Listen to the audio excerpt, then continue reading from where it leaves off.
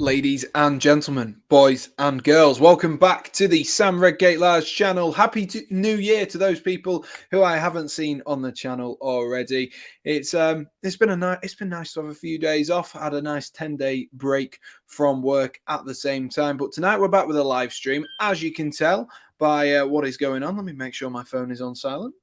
But as you can tell, it is another live stream, and we're back for 2022.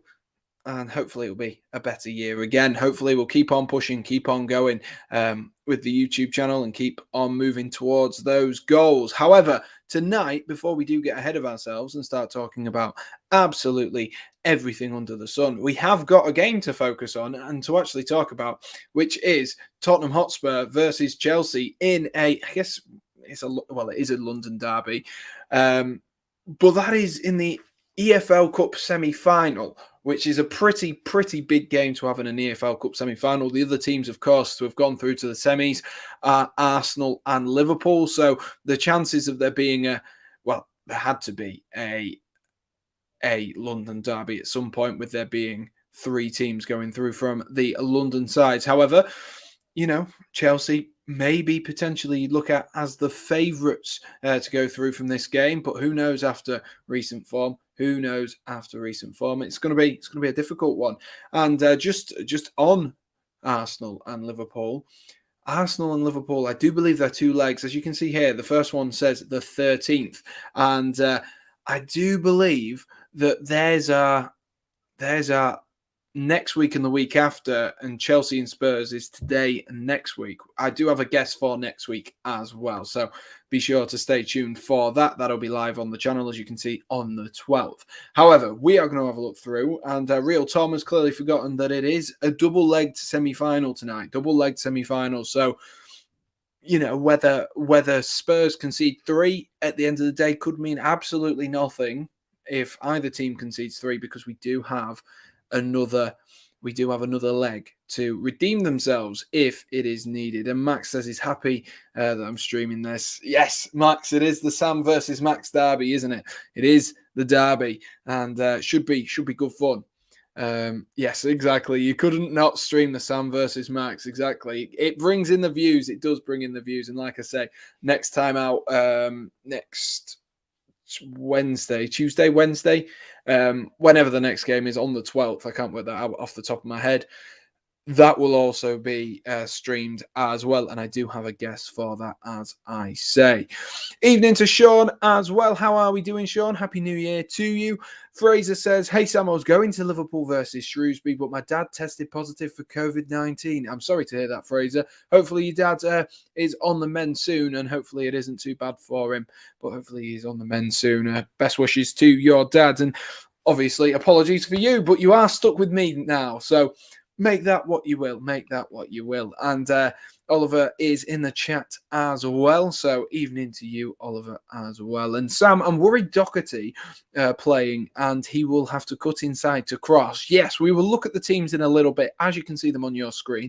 Get your comments in. There are a couple of big talking points in terms of both teams on your screen right now, but we will get into that in a little bit. And as Max rightly points out there, which is something that I do keep forgetting, this is an Antonio Conte Tottenham Hotspur, and it is Antonio Conte on the return to Stamford Bridge.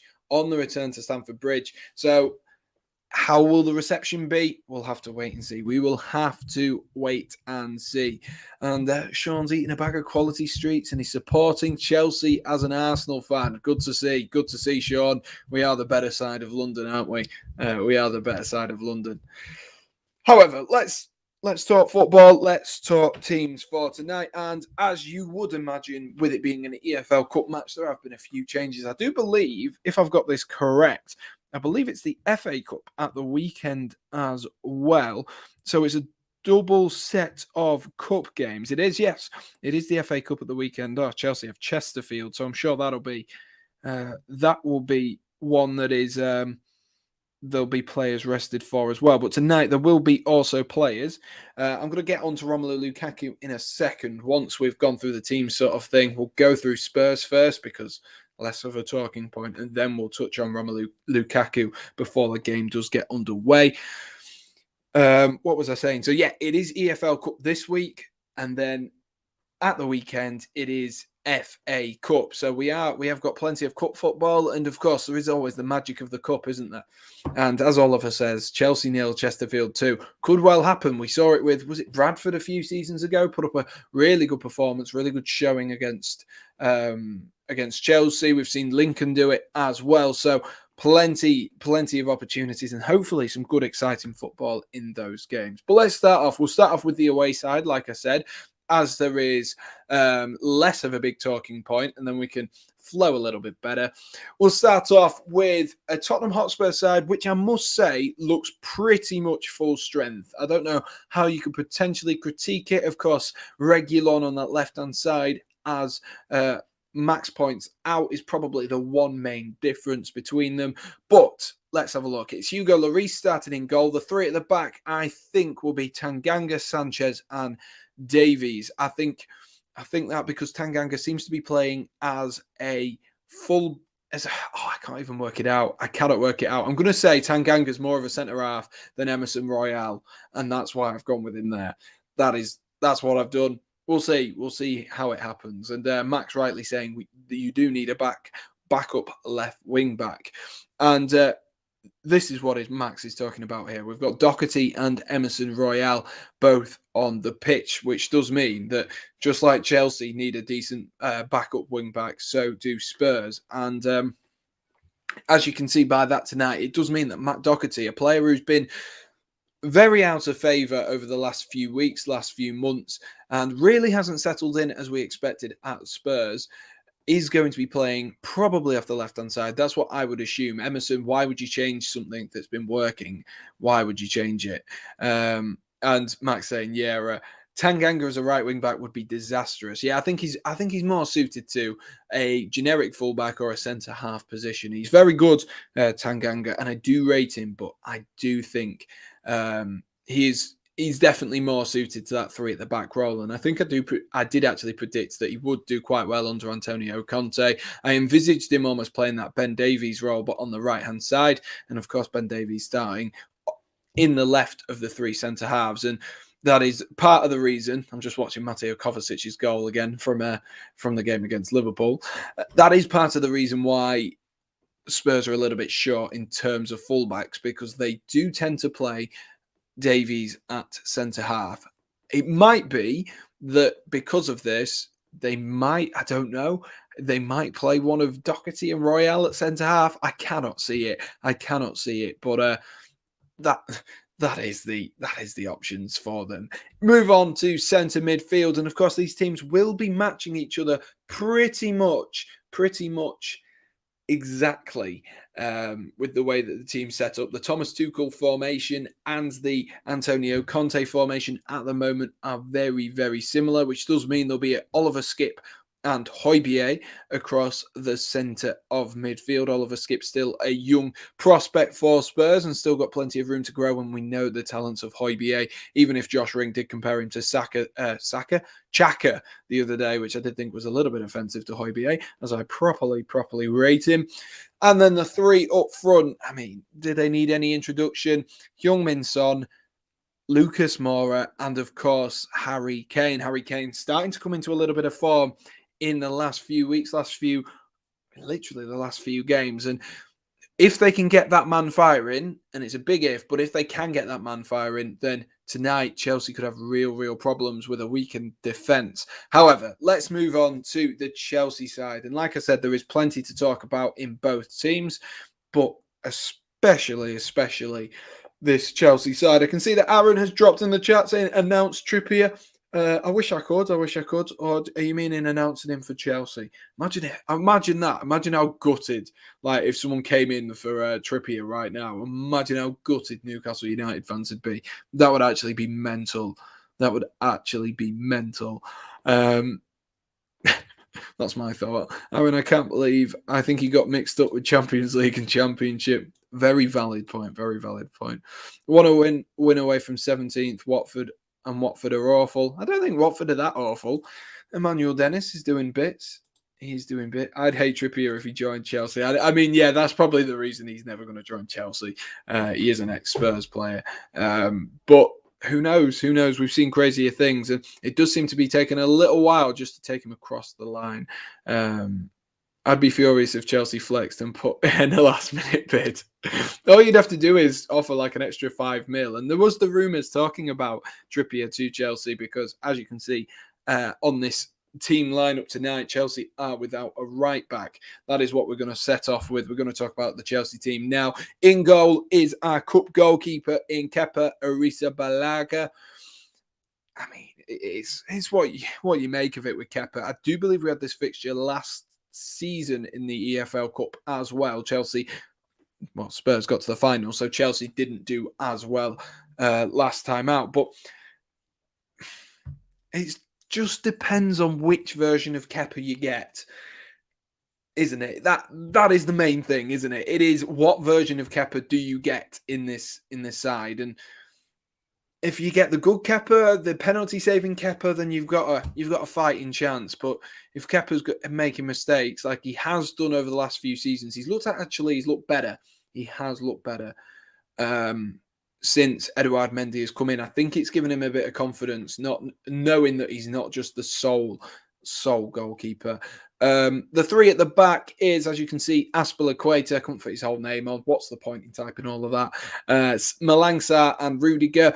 I think Malang Sarr is going to be a real test for him tonight. He played in the Champions League for Porto last season, so he has come up against the quality of players such as Kane, Lucas and Son before. But it is completely different, isn't it? When you're in a derby, it's a massive, massive match for Malang Sarr tonight. Then the two fullbacks, I think it's going to be Hudson-Odoi and Alonso. The reason I say that is because I cannot see Mount or Ziyech dropping back, and Saul is usually the backup fullback, if you know what I mean. Alonso's playing tonight, so I cannot imagine him moving Alonso anywhere else. The two across the midfield is Jorginho and Saul. So a big night again for Saul in terms of he needs to kick on his Chelsea career, doesn't he? He's been very, very disappointing for large proportions of his Chelsea career so far. Chelsea fans not impressed with him. Rumours of him being sent back to Atletico. Atletico obviously not pleased with what's gone on. Their player not getting the game time that they expected. But he needs to start finding some form because I think the first two games he played for Chelsea, he got subbed off at half-time. And, well, that'll tell you all you really need to know about Saul in a Chelsea kit. And then the three up front is Hakim Ziyech, Mason Mount, and the person whose name I don't want to say because it makes me feel sick because of what he said the other day, Romelu Lukaku. And just to touch on Romelu Lukaku, I am going to say, I'm going to talk about him now just before we get into the football. I know a lot of people talk about Romelu Lukaku, this expert footballer, and you look at the comments that Lukaku made. Number one, why have you made them? When was that ever the right time? When Chelsea are in a slump of form, he's not played for ages because of injury and because of a formation change, not just because of the manager, because he was injured as well. He's got a lot to prove now. He has got so much to prove, Romelu Lukaku, because the Chelsea fans, they're sceptical of him. They're sceptical of him because I think I saw it on James Lawrence Orcott's channel, and I think he summed it up brilliantly. He said it as it was like he was with Chelsea, his current girlfriend, and Inter Milan's his ex-girlfriend, and he's trying to please his ex-girlfriend while still with his current girlfriend. And obviously that's always a recipe for disaster. And I just think it was the wrong time. It was silly. It was silly. And the comments which came out from Thomas Tuchel today saying, next time should Romelu Lukaku come to you before making a decision? And he's like, well, if it's a decision like that, then absolutely. And he made him sound like he was a literal child. And, a 29-year-old man shouldn't be going out publicly and slating the club. Or, well, not slating the club, but slating the ethos and the players around him. That shouldn't be happening. That should not be happening. It does look like there has been a late admission from the team. Just looking, Callum Hudson-Odoi has had to drop out. Yes, Hudson-Odoi has had to drop out. I do wonder what that is for, but I will just update that for you, which does put a little bit of a spanner in the works. I imagine then maybe Mount will go back and Havertz is coming on for that. What number is Havertz? 29 is Havertz. Now that's throwing a real spanner in the works as to how that team is going to set up. I assume maybe Mason Mount will drop into centre mid. It's a hard one, isn't it? It is a hard one. I'll swap Havertz and Mason Mount around because I think that is the most likely. We'll wait and see what they line up as. I'll get the timer sorted and then we can change it when we are kicked off and we can see, we can see how the team's set up. It is Havertz who's on though, rather than Callum Hudson-Odoi. We're about to get kicked off. The camera is focused on Romelu Lukaku, and rightfully so. I think his comments were disgraceful. To be honest with you. I really do. I don't think he should have been. Making comments like that, especially when you're a £97.5 million transfer. That is just not what you say, is it? It really isn't what you say. Let's have a look then. Let's see how this Chelsea team does line up. I'm intrigued now because without Hudson-Odoi, who I did think was playing, I checked three different websites and they all said Hudson-Odoi was playing tonight. So I'm intrigued to see how that will play out. I think it'll be Mason Mount who's going to drop back to a wing back, if anyone. I can't see it being Ziyech. We are underway here. Let's see how everyone sets themselves up for this game. Let's see who drops in, see who drops back.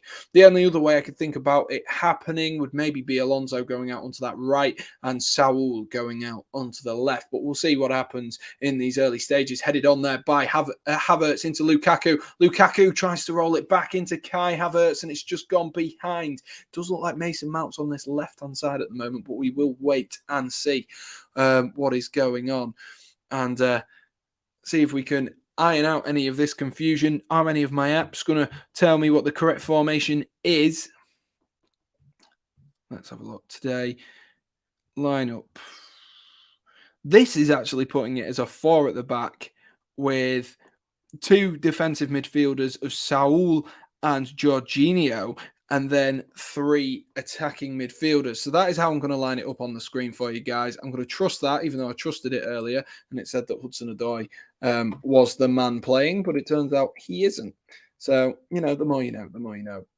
Let's see how it sets up, and then I will keep you up to date with how the Chelsea team is setting up. Chelsea have won themselves a foul up the field. There it is. It's a foul from Ben Davies on Hakim Ziyech in that wide position. Maybe an early opportunity here for the boys in Chelsea blue to get themselves an attack going, and maybe, just maybe, test Hugo Lloris. Let me know as well, guys. What do you make of Hugo Lloris? He's very much a goalkeeper who is someone who very highly rated, very highly thought of, but will it actually be that he's good tonight? That is my question. Mason Mount's going to whip this one in, looking for the head of Rudiger, over the head of Rudiger, though, and he has gone out the other side.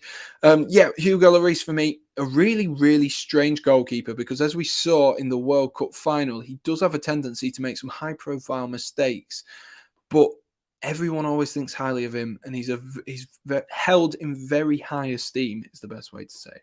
Very high esteem. Let's have a look through your comments, and let's have a look. Talk about Lukaku, but Drogba is on record saying he didn't like Chelsea for years and kept trying to move back to France. Yeah, but I don't know. The thing is, if you're going to say it, like Drogba, if he scored 30 goals a season, like in that 30 goal a season, if he comes out and says, oh yeah, I don't think Chelsea are achieving enough, blah, de blah, that's up to him, because he's scored. Lukaku has scored 4 or 5 goals all season. He is not in the position to say that Chelsea aren't doing well enough, because he himself isn't doing well enough. Saul rolls it into Mason Mount. Mason Mount's going to shoot, blocked though by Tanganga. That is my problem with him. He's not in the position to complain. If he was on the top of the world scoring goals like Mo Salah, then absolutely. Or like Didier Drogba, as you say, Aaron. Absolutely. And players are always going to want to move back, to their home places, the places they feel most at home. But Lukaku as well is a man who has said he absolutely loves and adores Chelsea. He said, oh, Chelsea were always the one for me. and then he turns around and says this. It doesn't show his character very well. Doesn't show his character very well. Sean says, what football club does Max support? He supports Spurs, unfortunately. And Sean is backing the boys in blue tonight. Make sure you get your score predictions as well, guys. I am going to go with, considering this is the first leg of a semi-final, I am going to say that it's going to be Chelsea 2, Spurs 1. I think Spurs are going to have to try to keep themselves in the game here and take it maybe to White Hart Lane or the Tottenham Hotspur Stadium and put a good shift in there. Here we go. Chelsea on the counter-attack here, but Højbjerg, has he pulled him back there? Referee says no.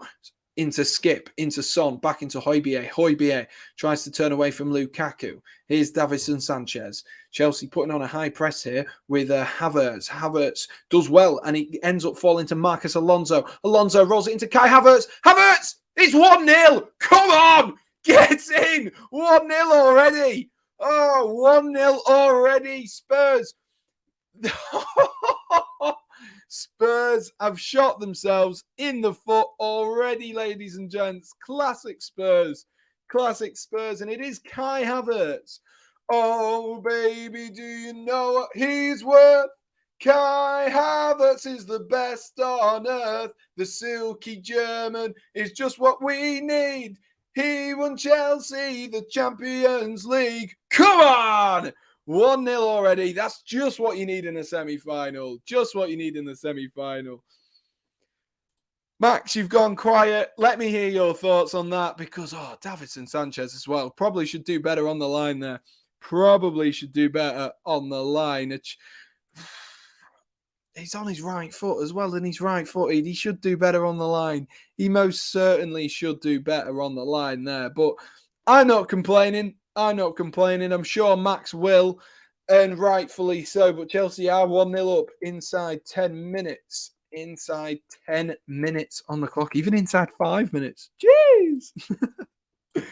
Already. I'm assuming that's going to go down as Havertz and not as a Sanchez own goal. But great to see the boys ahead already. Fantastic stuff. Fantastic stuff. Everywhere they go, Sean. Everywhere they go, they get battered. Well, I probably shouldn't speak too soon. We are only in the 6th minute now. Havertz is just, I think he caught his, I think someone landed on his hand there as he's, as the ball has gone into the back of the net. They were looking at Jeff at Tanganga there. Maybe just a small little bit of an injury there. But I'm sure they'll bandage up Havertz's finger and then he'll be ready to go again. I think he'll just need the adrenaline to kick in. But already 1-0 up. Chelsea, good signs from Chelsea. And already Spurs are going to have to dig themselves out of trouble. Even into Hyro as well, saying, what a rubbish song. It's a rubbish song for you, but for me, it's a brilliant song, isn't it? It is a brilliant song. And Hyro will be joining us for next week's leg. And depending on how tonight's leg goes, it could either be a really, really on-edge game, or if Spurs keep conceding every 5 minutes, it could be a very, very long night for Hyro. But looking forward to having Hyro on. Ball lofted forward there by Alonso, looking for Romelu Lukaku. Can only find the hands of Hugo Lloris, though. Intrigued to see how Romelu Lukaku will play tonight, of course, after we spoke about earlier on the comments made by Romelu Lukaku. He has come out now and apologised, and he's apologised to Thomas Tuchel, rightfully so. But to be honest with you, I don't think an apology is enough. I think until we see Romelu Lukaku, like he has been at Inter Milan, scoring goals, playing well, I think that will be the apology. The apology isn't in the words, it's in the actions, and that is what I'm looking forward and hoping for in this for Romelu Lukaku. Harry Kane there being doubled and tripled up on there, and Chelsea might be able to attack themselves again with Hakim Ziyech. Ziyech tries to come inside. Good defensive play though by Matt Doherty, and Spurs are going to try and play their way out again. Two teams really who are going to try and play the ball out wherever possible. I think that's the best way to play against teams like this. That's a lovely ball in behind to to Doherty here. Doherty, but he was offside in the end. I think that is the best way for Chelsea to and Spurs to play. If you play out, I think it works a little bit better. Harry Kane, not really a hold-up striker. Lukaku's a bit more of it, but I think Lukaku likes the ball in his feet as well. So it'll be interesting. It'll be interesting with both these teams looking to play out. And as we've seen early on already, that does sometimes lead to mistakes, and it has led to a mistake, which has led to the Chelsea goal. Where's Josh? I don't know. I mean, Josh Ring or Josh Wilco. Josh Ring he said he's had his booster, and it's taken it out of him. So he's going to chill out tonight, which is fair enough. I didn't have any side effects or anything from mine. But I guess it's just the luck of the draw, really, isn't it? It is just the luck of the draw. I think I just got a sore arm, as you would expect, but no other side effects. So hopefully Josh feels better come Friday, when I do believe his next stream will be Tanganga into the feet of Lucas Moura. Moura trying to get away from Alonso. Good feet there from Lucas Moura. Lucas rolls it in, looking for Son, but really well read there by Azpilicueta. I'm still trying to work out if this is a 4 at the back or a 5 at the back for Chelsea. I think it is a 4. It's so confusing, especially when they just change up the formation and how freely the fullbacks move up the field anyway for Chelsea. Makes it really difficult, Lucas gives away a foul on Malang Sarr there. It could have been a potential opportunity to nick the ball from Sarr there and attack and move the ball forward. But unfortunately for Spurs, unfortunately for Chelsea, the referee has blown up and given it away as a foul. Looks like Lucas is at cam and Son and Kane as the 2 strikers. Yeah, that's a good observation, that, Max. It does look like that at the moment. We have seen, if you do remember, when Antonio Conte, obviously when he was at Chelsea, he used to play Eden Hazard behind the striker as well in a more centre attacking midfield role. So we do know that Antonio Conte is more than capable of playing a 3-4-1-2. Lovely ball from Mount there to find Havertz. Havertz into Alonso. Back to Mount again. Chelsea regaining a bit of possession here after a good bit of pressing from Tottenham Hotspur. Sam, what's your thoughts on West Ham United? I mean, I'm really, really impressed with West Ham this season. Even the game against, was it Crystal Palace? Sorry to bring it up, Oliver. But even the game against Crystal Palace, West Ham, even though they weren't fantastic, they did their job and they got themselves the win and scored some fantastic goals along the way. And that is the sign of a good team, when even when you don't play great, you are still able, lovely little dummy there from Ziyech, to find Azpilicueta. Azpilicueta's got to whip it in, looking for the head of Havertz. Cleared, though, by Tanganga. Oh my God, it falls in the box again. Oh my gosh. Would Havertz have been offside there? Hugo Lloris has made a sharp save down to his right. I don't think he would have been. The ball was whipped in by Azpilicueta. It's cleared by, I believe it's Tanganga. He would have been played on. Højbjerg goes to clear it. It hits Oliver Skip. And Havertz, who was stood in an offside position, turns around and takes a quick fire shot. I don't think he realised how much time he had there, or that he was onside. Otherwise, I don't think he would have taken it like that whatsoever. But West Ham, back to West Ham, unfortunately. Back to West Ham. They're looking so good at the moment. And I think Declan Rice, if they can keep hold of Declan Rice next season, I think that'll be key to them moving further up the table. They're here to stay for a little while at least, and they don't look like they're stopping, even though they've not made too many sort of high-profile transfers. Lovely ball from Lucas there to Son. Rolls it back to Emerson. Emerson nutmegs Malang Sarr. Malang Sarr does really well, though, to get back. Yeah, West Ham haven't really made too many high-profile signings in that sense. They've just kept the players, and finally David Moyes and his patience with the side has paid off, and it really is paying off for them. They look really well drilled. They're all buying into David Moyes' style of play, and they do look fantastic. And I think they're going to be right up there come the end of the season in 5th or 4th. I can't see them having a drop off. It depends on how far in the Europa League they get. I wouldn't be surprised if they dropped off because they want to win the Europa League. And that's quite a big possibility, especially with the way some of the teams that are in the Europa League, Barcelona, are playing at the moment.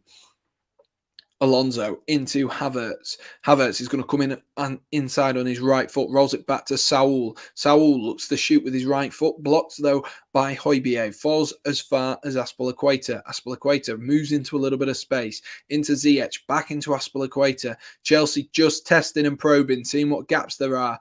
They need a little bit more movement though from the attacking trio or foursome, whatever you want to say.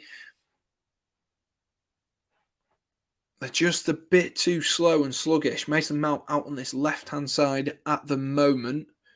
Chelsea just playing the ball around the back. Palace didn't take their chances and we missed Gallagher. That does not surprise me one bit. One-man team. Evening, Josh. Hope you're feeling a little bit better after your booster. Hope you're feeling a little bit better. Let us know your score prediction as well, mate. Let us know your score prediction. Havertz has already made it 1-0 to Chelsea inside 5 minutes. So, good start for the boys in blue.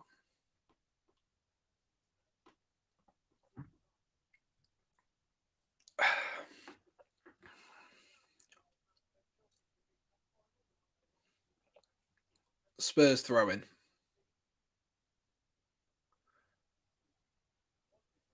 Thrown straight away to Chelsea there. Spurs poor again. Bit of head tennis here, trying to get the ball back down on the field. Though, honestly, in the game against Liverpool, I don't know if anyone else clocked this, but I think it was right at the end of the first half. You know, when it was all hectic, it was all busy, everything was going on in that game. Chelsea had just got it back to 2-2, but there was the greatest game. That's a lovely ball from Ziyech to Mount. Shoots, blocked by Tanganga again. There was the most phenomenal game of head tennis ever. The most phenomenal game. It was like the ball was bouncing around for about 45 seconds, just one bounce everywhere. And it was actually mental. And I was sat there and I was sat in the pub and I was talking to one of my mates and I went, have you noticed how long it's been since the ball, hit the ground like more than once or gone out? The ball just kept pinging about. So hopefully we don't get that today. Because as exciting as the first half was in the Liverpool-Chelsea game, it wasn't great in the second half, I must say. Corner falls to Mason Mount at the edge of the box, tries to make some room to take a shot there, but blocked and goes all the way back to Malang Sarr. Here's Hakim Ziyech. Josh going with 2-2 at the bridge. Whew. I mean, I don't know if I can go through that. I don't know if I can go through another 2-2 after the weekend. Already started better, though, than we did against Liverpool, and that is a positive. I have a feeling Liverpool versus Spurs final. I mean, you're always going to say that, though, Fraser, aren't you? But I hope you are aware that you won't have Salah or Mane for that. And that could be completely different. It could be a completely different game. Saul rolls it into Alonso. Spanish connection down that left-hand side. Into Havertz. Finds Saul again. Let's see a bit of genius from you, Saul. A lovely pass. A Kevin De Bruyne-esque pass would set us up nicely for a good performance from Saul. No pressure. Not like I've just named the best central midfielder on the planet at the moment. But but it would definitely help. Definitely would help. Here's Mason Mount. Who would you rather lose, Ziyech or Pulisic? Ziyech, 100%. I do not rate Ziyech. I've seen Christian Pulisic play well. Post-lockdown, Christian Pulisic was, honestly, he was the LeBron James of football. I know he's been mocked a load over the last few weeks for that interview with those Americans saying he was like the LeBron James of football, but he was so good in lockdown. Lovely play from Chelsea here at the edge of the box. He's going to find Ziyech. Ziyech shoots.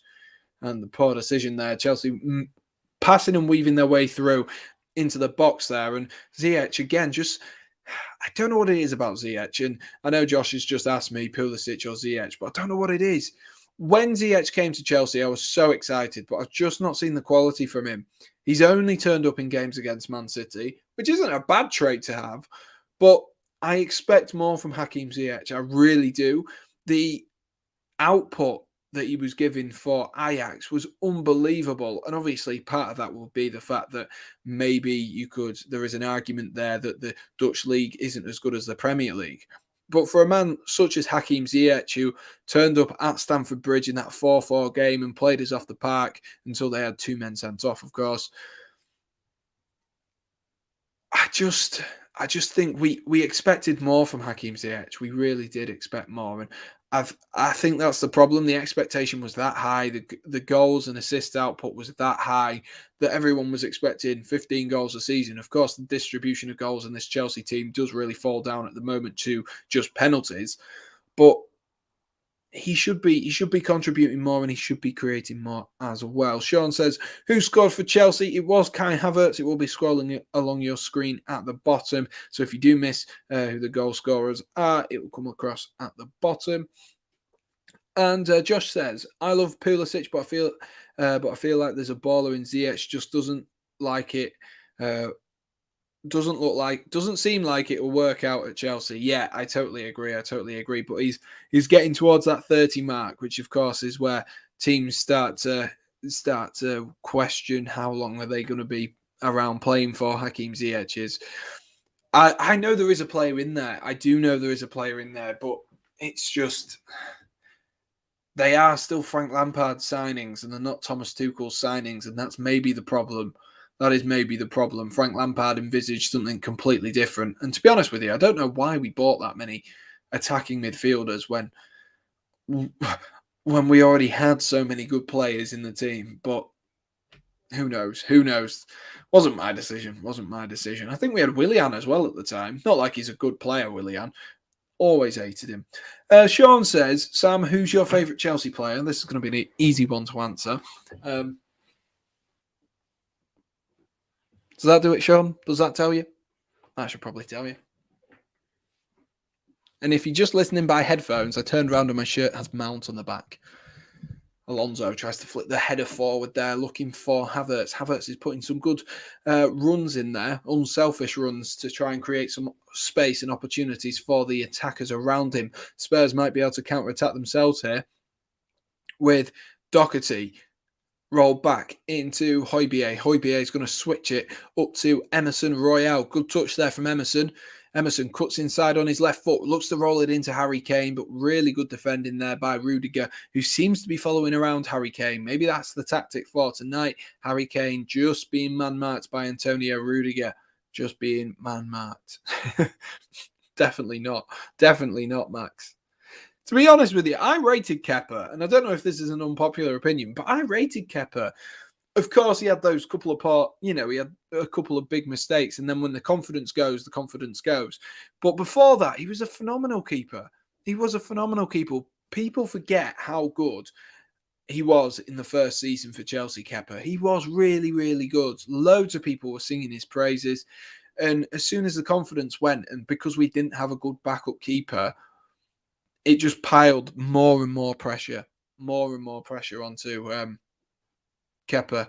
And unfortunately, that's where he cracked. But like I said, Mendy being in that team, I think has brought him along nicely. And now I don't feel as nervous every time Kepa is in goal, which is the outcome that we wanted. I think there is still a goalkeeper in there. He must be 26 now, so he's still got at least 8 years potentially of his career still left in front of him.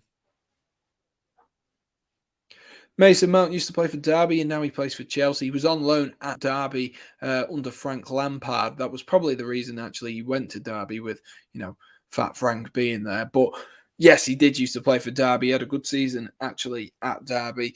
And he also played on loan at Vitesse as well in the Eredivisie. And his goal contributions there weren't too bad either.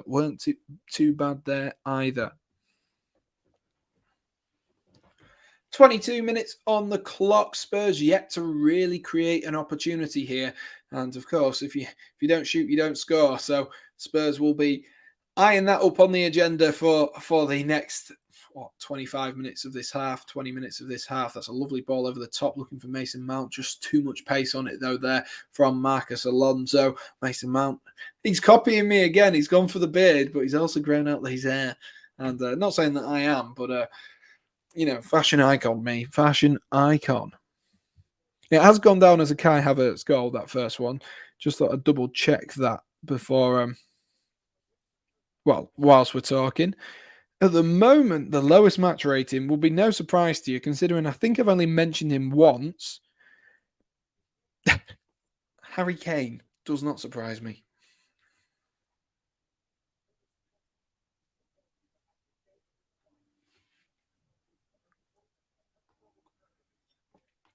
Kane, lovely ball there to find Doherty. Doherty, though, he's had the ball nicked from him. Really good defensive play there by Hakim Ziyech. But Doherty should do better there for me. He should do much, much better. He should get by his man. But to be honest with you, Ziyech was the wrong side of him. I don't quite know how Ziyech has gone back. Sean, I think he meant when he said Kepa, Sean, he was responding to who my favourite player is.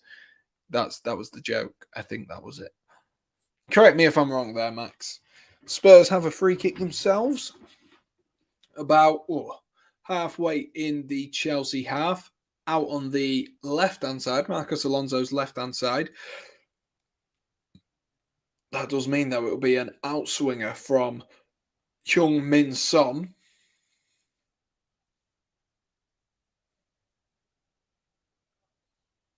I thought it was, Max. I thought it was. Here's Emerson. Rolls it down to Son. Son closed down there by, I believe that was Saul doing his defensive duties. Much better there. Spurs have their first corner of the game. Son receiving a little bit of slack there. A little bit of jip from the Chelsea fans, rightfully so in a derby. Hopefully nothing untoward. Hopefully just a little bit of banter. Heung-min Son's going to take this corner then. An outswinger. Flicked on at the front post. Oh, it might fall at the edge of the box. It doesn't quite fall to Højbjerg. And Chelsea can attack with Havertz. Havertz looks for that run of Romelu Lukaku. Lukaku, is he going to get himself going here? That's a bit of a dodgy touch there from Lukaku. And that's gone out of play for a Spurs throw-in. It was the right idea from Lukaku. He started to get his legs shifting. He started to get himself going like he did against Aston Villa a few weeks ago. But his touch is like a trampoline, isn't it? It's really, really poor sometimes. Really poor. It does surprise me. It really surprises me. Romelu Lukaku, the quality of player, the quality of man that he is, you would expect so much more from him. But it's just slightly, too heavy, that first touch. And I can be critical of him with the week he's had. I can be massively critical of him. And to be honest with you, I think he deserves the criticism.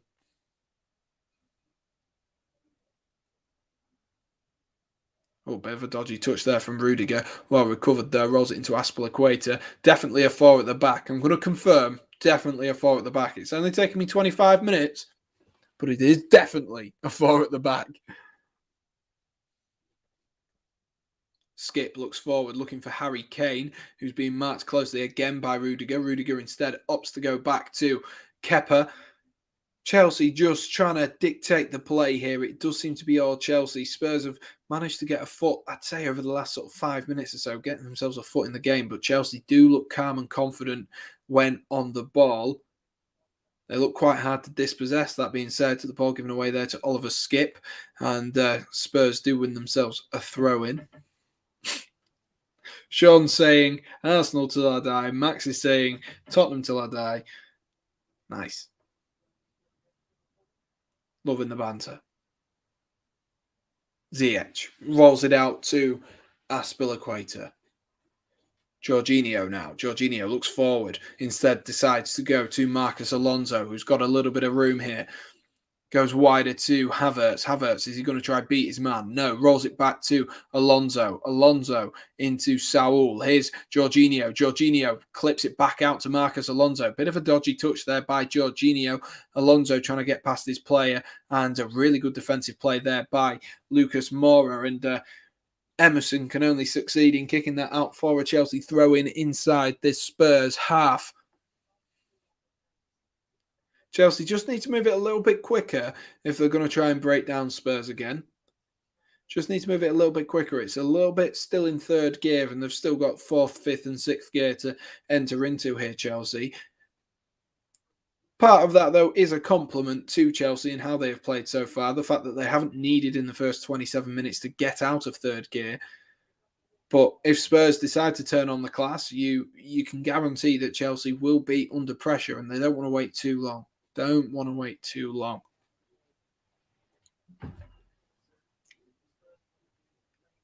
Alonso gets his legs in a tackle there, only succeeds in getting a throw-in off Emerson Royale.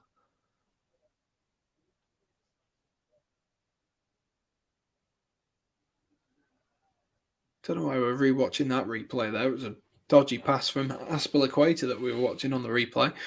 Not too sure.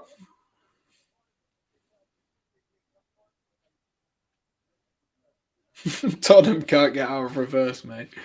I'm not saying a thing, because if it comes back to bite me on the backside, I'm not saying a thing. But they have looked very much in first gear all game so far, and definitely not a compliment to Spurs this time round. Not like it was a compliment to Chelsea that they haven't got out of third. Spurs just look a little bit slow, a little bit lethargic. Part of that will be, though, they are still learning the Antonio Conte style and Antonio Conte way. And of course, what you've got to bear in mind when you look at teams like this who are undergoing transition, you look at your Uniteds, even your Newcastles, these players, a lot of these teams, a lot of these players are players that have been brought in for other styles and maybe don't have that transitional quality that you would maybe expect. Ziyech is going to whip in a cross here, looking for the head of Saul at the back post. Really good defensive play by Doherty to send that out for a throw-in. And Spurs, just to go back to my previous point, Spurs are one of those teams who are still going through a transitional period. Obviously, these players weren't brought in by Antonio Conte, and I'm sure Antonio Conte, when he gets the opportunity to this window, and probably most likely over the summer, will try and transfer in some players that will suit his play style much better at the club. Of course, we've seen the success that he can have when he was at Inter Milan, when he was at Chelsea as well. So there's definitely a lot to build on from the Spurs side, but they do at the moment just look like they don't quite understand what's being asked of them. I'm sure we'll probably see a better performance in the second half. No doubts in my mind that there'll be a better performance in the second half from Spurs, and Chelsea need to be aware of that. But at the moment, it's very, very easy for Chelsea to move the ball around and dictate the play. Really, really easy. I think what Spurs are missing is really someone who's going to be that engine in the centre of midfield. You look at Chelsea when they did have Antonio Conte, they had the brilliant engine of N'Golo Kante, of course. And before that, they had the likes of Cesc Fabregas, they had other great players. And I think that's just what they're missing. Just what they're missing at the moment, Spurs, is someone who is going to be that engine or deep-lying player. I think Højbjerg is very similar in a sense to Jorginho, and I think he does that role as good as Jorginho potentially. But at the end of the day, it's all about making the best signings. I do think they need a hard tackling midfielder in that team, like an Arturo Vidal, like someone like that who's going to put in the defensive shift and do well as well. That corner's fallen into the box there to Rudiger, and Rudiger's just put it wide. Rudiger appealing for a Chelsea corner there. Let's watch that one again. It's whipped in over the box. It bounces off. I believe that's Tanganga, and it should actually be a Chelsea corner, but I believe the referee has given it as a goal kick.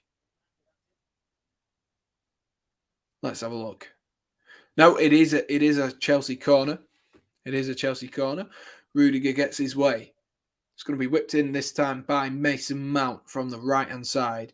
Whipped in, looking for the head of Aspilicueta. Is it going to fall on the edge of the box there to Marcus Alonso? Alonso looks to whip one in. Aspilicueta is still up there, and the header clear there by Lucas Moura only finds and succeeds in finding Ziyech into Mount, who whips it across looking for Lukaku, who is in there, but Hugo Lloris came nicely to come and collect. North London is red. I love how you had to say North London and not just London, because that's not right. Sean says, how is Tammy Abraham doing? He's doing... I think there's a lot of people talking about Tammy Abraham and they're going, he's doing fantastically well. I think he's doing well. There's a massive difference there. He's doing well. He's not doing fantastically well. He's not bagging a goal every game, but he is doing well and adapting to the Jose Mourinho play style. And I think it suits him. And of course, in the Conference League as well, getting a few goals, which will have boosted his confidence. You always need goals. And, if Harry Kane can't score in the conference, then maybe it isn't as easy as appears. But Tammy Abraham, for me, he's doing well. His movement looks good. I think, though, I don't think I can see Tammy Abraham going to the very, very top at this moment in time. Obviously, things can change. In training sessions, Jose Mourinho might be able to get the best out of him. But for me, he just looks a little bit clumsy, and I don't know what it is. It's something about the way he plays. I just don't get a world-class vibe from Tammy Abraham. As much as I love him and I think he's a brilliant footballer, I just cannot imagine Tammy Abraham going to be a world-class player. But who knows? Maybe in 2 seasons' time, Chelsea will activate that buyback clause on him and we'll have a phenomenal player on our hands. Ziyech whips it in. Oh my gosh. And that's a Spurs own goal.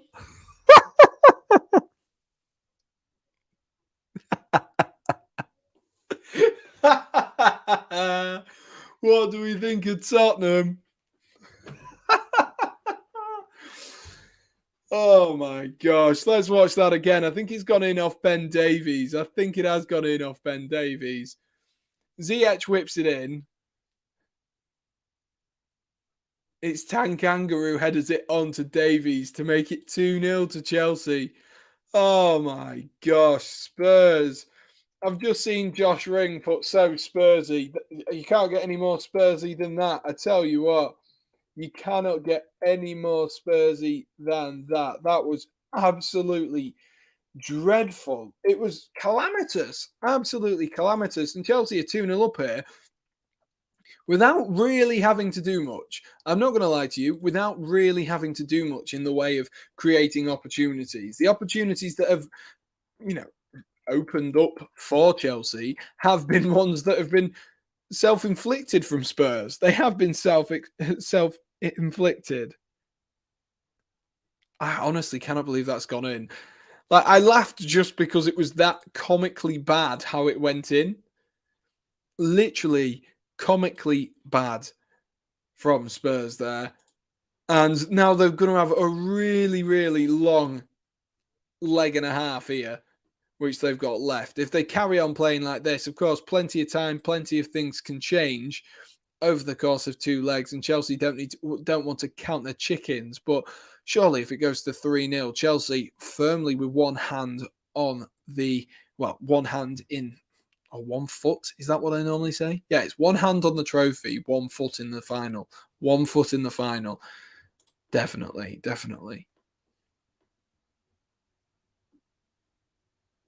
Comedy gold, what have I witnessed? We can't pass a parcel. No, you can't. You can't. No one invite him to your birthday parties. Pass the parcel ain't going to be very good fun. Havertz finds Jorginho. Jorginho into the feet of Mason Mount. Lovely touch there from Mason Mount. And he's found Havertz again. Really good play between the two of them there. Havertz again, he's going to try to clip it around the corner. Just being pushed out of play there by the Spurs defenders, who actually did some good defending there. Spurs need to put in a shift here. Lovely turn from Harry Kane. Harry Kane tries to get away from Malang Sarr, but a tag team of Malang Sarr and Jorginho have succeeded in winning the ball back for Chelsea.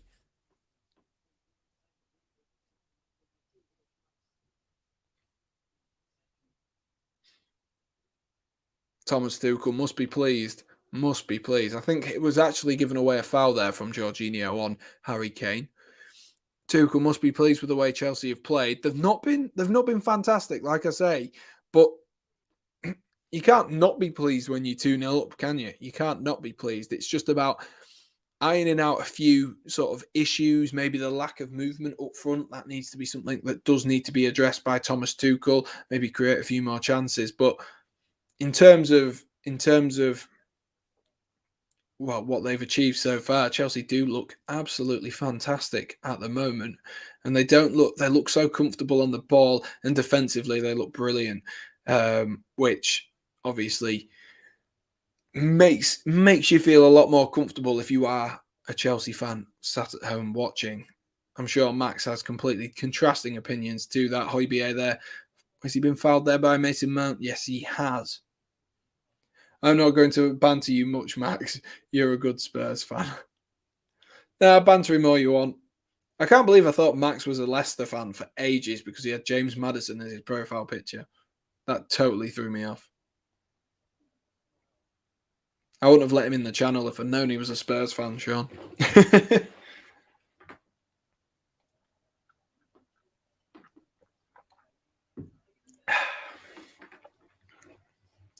7 minutes left till half time. I think Spurs, what they're going to have to do is damage limitation here, get themselves in half time, 2-0 down. Then Antonio Conte can readjust, change things up a little bit because it's not worked so far. Of course, 7 minutes, as we saw in the game against Liverpool, plenty of time still left for them to, grab a goal and then potentially grab an equaliser. But they don't even look like creating an opportunity at the moment. They really don't look like creating an opportunity, Spurs. And like I said earlier on, if you don't shoot, you don't score. Romelu Lukaku getting back there doing his defensive duties, but Son's got away.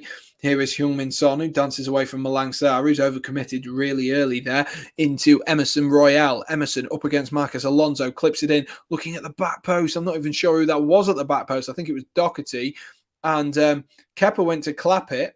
Kepa went to catch it and flapped at it. That's what I meant to say. He didn't mean to clap it. That's what I meant to say. But let's watch that again. Whipped in.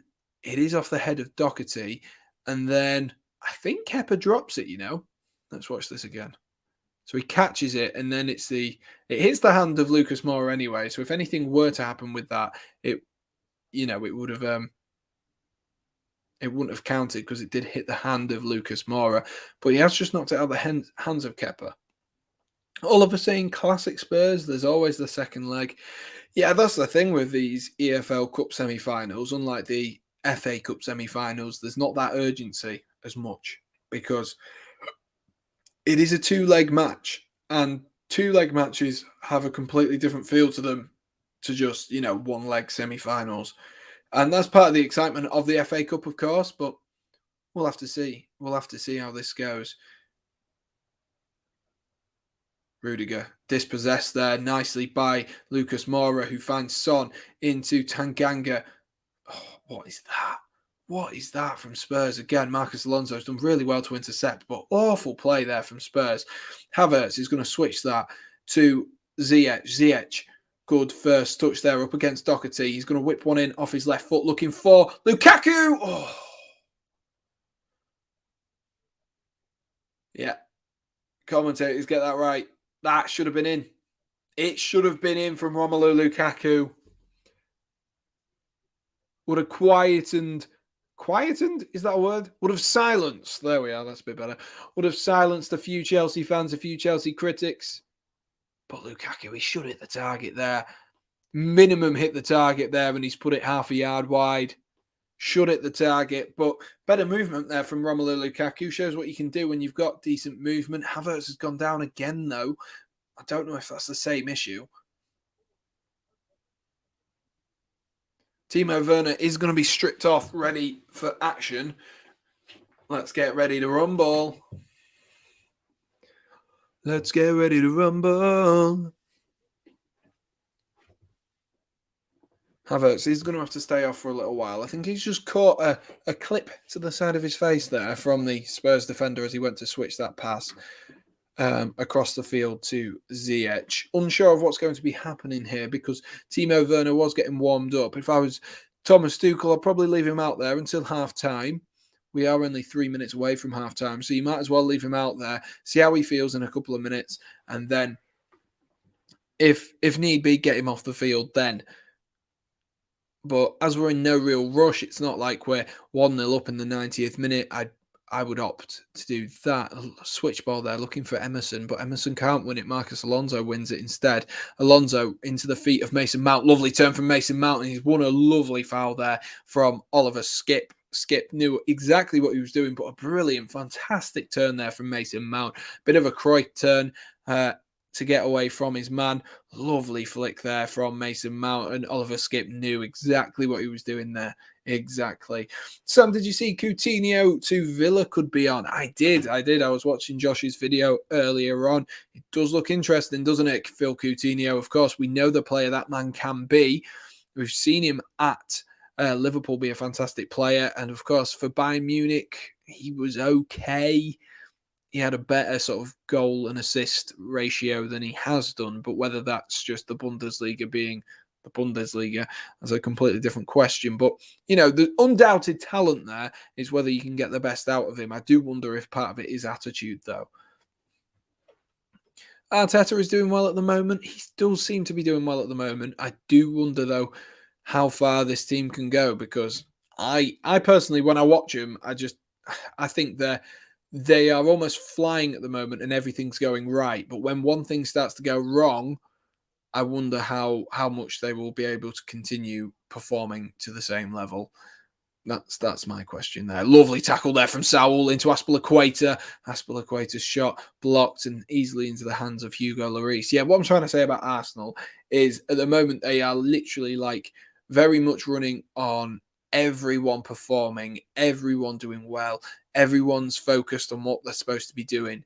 But if one head goes in the changing room or something changes slightly, I wonder if Arsenal will be able to keep that up, because we've seen, you know, with Chelsea at the moment, Chelsea maybe aren't at their best. Here is Ziyech. Ziyech is going to whip this one in again. Havertz and Lukaku in there over them all. It's a bad signing. The thing is, Coutinho doesn't look like a great signing, but it depends on which Phil Coutinho you get. Because if you get that Liverpool Phil Coutinho, of course, he's still, 28, 29. The potential for that to happen is there. And he could be phenomenal, especially because he's got that Stevie G connection with Liverpool. He could be phenomenal. But I do think it is a bit like bringing Eden Hazard back. That's my thought with Phil Coutinho. Past his best, a little bit lazier. You don't want him back at your club. I made a Norwich career mode and can't save them. I mean, I honestly, Fraser, I think it'd be a miracle if anyone could save them, to be brutally honest with you. But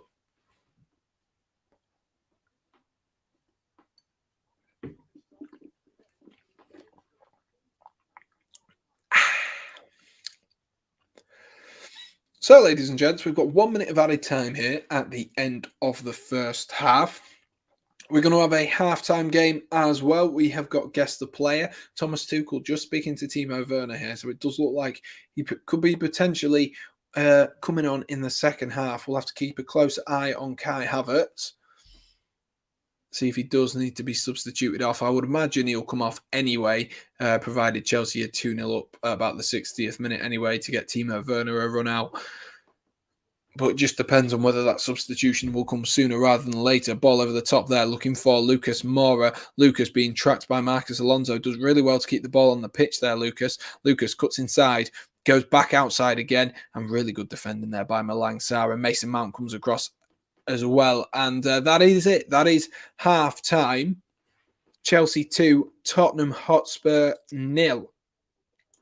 Chelsea 2, Tottenham Hotspur 0. So, not really too many talking points. I was about to say plenty of talking points because, you know, that's all I ever seem to say during these streams, but not really too many talking points. Of course, well, Spurs have been the catalyst for their own downfall, really, haven't they? They have struggled in this first half. And like a couple of you guys in the chat have said, it has been very, very Spursy, and goals from Havertz and one from Davies as well epitomised that Spursy nature or that Spursy feel to it in that first half. However, that's enough talk about the first half. There's not really much else I can talk about.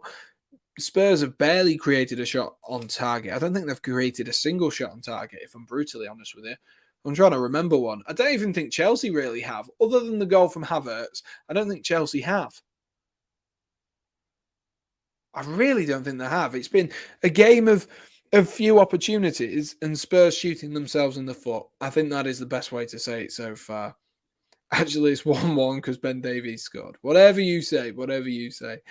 Anyway, guys, we have got a game for this halftime. I actually, put in the work and I gave you guys a halftime game. So let me know when you're ready. And we are going to be playing Guess Who today. And it is a Chelsea/Tottenham Hotspur edition. So these players will be obviously linked somehow. Doesn't mean they currently play for Spurs or Chelsea, because obviously that make it way easier. But they are linked somehow to Chelsea and Spurs. So do be sure to let me know when you are ready for the halftime game. Max is always ready. So we'll get ourselves underway. Oliver is in the chat as well. So we'll get ourselves underway. Let's see. So guess who? So Chelsea/Tottenham Hotspur edition. The first question is, I've won the Premier League 3 times during my career. Premier League 3 times during my career. That is your first clue. So now you've got to work out, have any Spurs players won it 3 times during their career? I don't think so. I don't think there's any Premier League titles in that Spurs team, is there? No. There's at least 2 in ours. Azpilicueta, Alonso. Has Rudiger got one? I don't know. But they aren't just specifically current Chelsea or Spurs players. I will give you that. Max, I got a question for you. Did you have a good New Year and Christmas? Why did that sound so aggressive at the beginning? Max is going with Eden Hazard. Good shout there from Max. Oliver, who are you guessing? Who are you guessing for the first one? I've only just ever... This is the first time I've actually looked at Max's profile picture. Diego Costa, says Oliver, with his stunning Conor Gallagher. John Terry, I'm going to encourage you all to spam, as there isn't many of you in the chat at the moment, so just name anyone. Frank Lampard as well.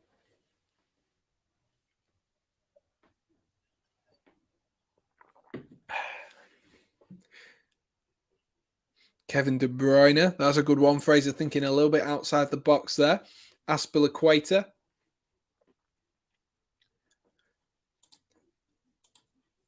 That's the kind of player I mean when I say that they're all linked somehow. For example, Kevin De Bruyne is obviously linked to Chelsea because he used to play for Chelsea.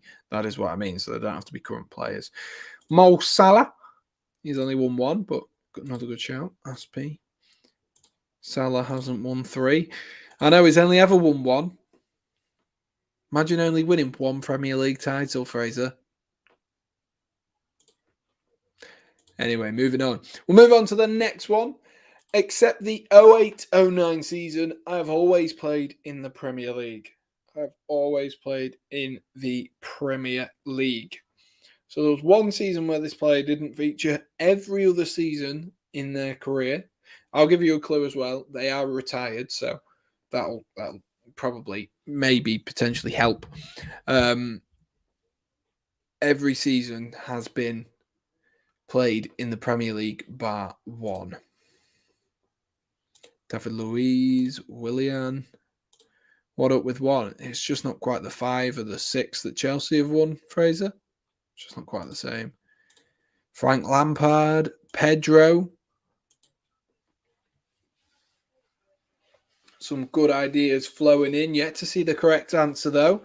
Gary Cahill. That's a good shout, Oliver. Very, very good shout.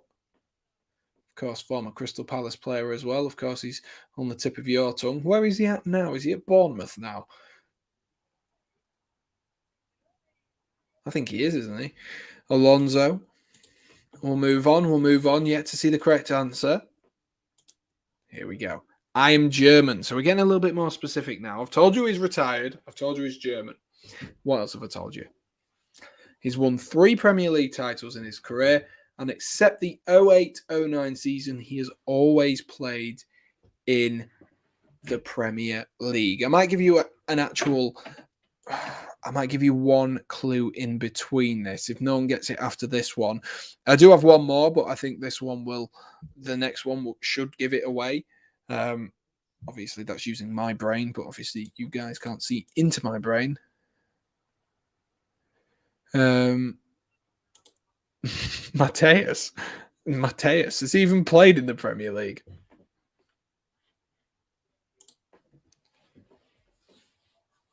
A German Premier League player, guys. That's what you've got to think of. Who have been some German Premier League players? Ruud Huller is Dutch, but closer. Dutch. Yeah, maybe not that close.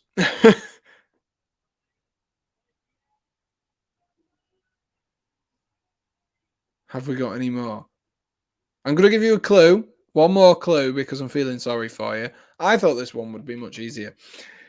The final question obviously gives it away massively. So I'm going to give you one more clue before that time. And it is that the player is a centre back. A centre back. So a German centre back who has won 3 Premier League titles, if I can get my words out. 3 Premier League titles. And except the 08-09 season, has always played in the Premier League. Oliver's going with Robert Huth. He's thinking outside the box a little bit there. Rudiger, says Oliver, starting to think outside the box a little bit. We're gonna go for the final one. Oliver seems to be sniffing up the right tree. Is that a phrase, or have I just made that up? Sniffing up the right, barking up the right tree. Oh, I don't know what's wrong with me. I do not know what's wrong with me. And the final question, we'll brush over that. The final one is, I'm best known for my stint at Stoke City. Best known for his time at Stoke City. And I will also reveal to you, because I've seen the correct answer, you'll probably be able to guess it now. I just got mesmerised by Jared Bowen goal there on the screen. He also won the Premier League with Leicester. So that will definitely give it away. Definitely give it away. Gundogan, he ain't this. Oliver, stick with German centre-back.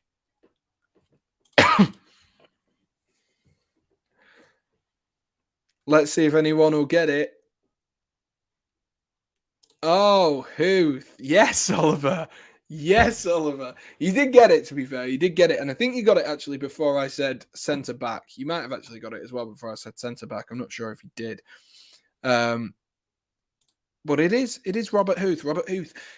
Somewhat to my surprise, I didn't realise he'd played enough games in the 2 seasons when he put, well, there was like 4 seasons he played at Chelsea. But I didn't realise he played enough games for the 2 seasons when Chelsea won the Premier League.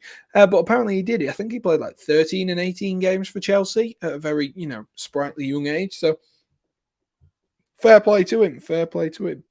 Sam, did you see Thogden at Stamford Bridge? No, I haven't spotted him yet. I'll keep an eye out for him. I shall keep an eye out for him. And we'll move on. Congratulations to Oliver for the only one to be getting that one. Apparently I made that one too hard. But congratulations to Oliver for that one. This one should be much easier. We will move on. And like I say, these players are all linked somehow to either Chelsea Football Club or Spurs. Either or. Let's have a look. The first one in round 2 is, I spent just 4 seasons in the Premier League. So think about a player linked to Chelsea or Tottenham Hotspur who has spent about 4 seasons in the Premier League. About 4 seasons. That might be with Chelsea or with Tottenham Hotspur, or it might be maybe 1 season at Spurs, 3 seasons at somewhere else in the Premier League. But 4 seasons in the Premier League. Gareth Bale, says Max. Max starting us off, firing. Evening, Ali. How are we doing? He says Coutinho to Aston Villa. I know, weird signing. Harry Kane, Son, Eriksen. That's a good shout. I've started to like darts. Do you? I mean, I don't mind playing it. Like if I'm playing it, with my mates, I don't mind that. But I wouldn't sit and watch other people play darts. Like, I don't get the fascination around that. But each to their own. I don't mind playing it. I think it can be quite fun. I do think it can be quite fun. And Ali is good. Even better, mate. Lovely to see you. Lovely to see you. So the first clue is, I spent just 4 seasons in the Premier League. Who are we guessing, guys? Who are we guessing? The guesses are drying up here, guys. You always moan at me for not having a halftime game. Then I create a halftime game for you, and you just don't participate. You just don't participate. Davies, Ben Davies, I'm assuming that is. Dele Alli, Ericsson, that is a valid shout for that one, yes. He also, did he play for Spurs as well? Did he play for Spurs? I'm going to have to Google this. I think he did, didn't he? Oh, God, I'm just going to encourage you all now to, how do you spell his name? He did play for Spurs. Ah,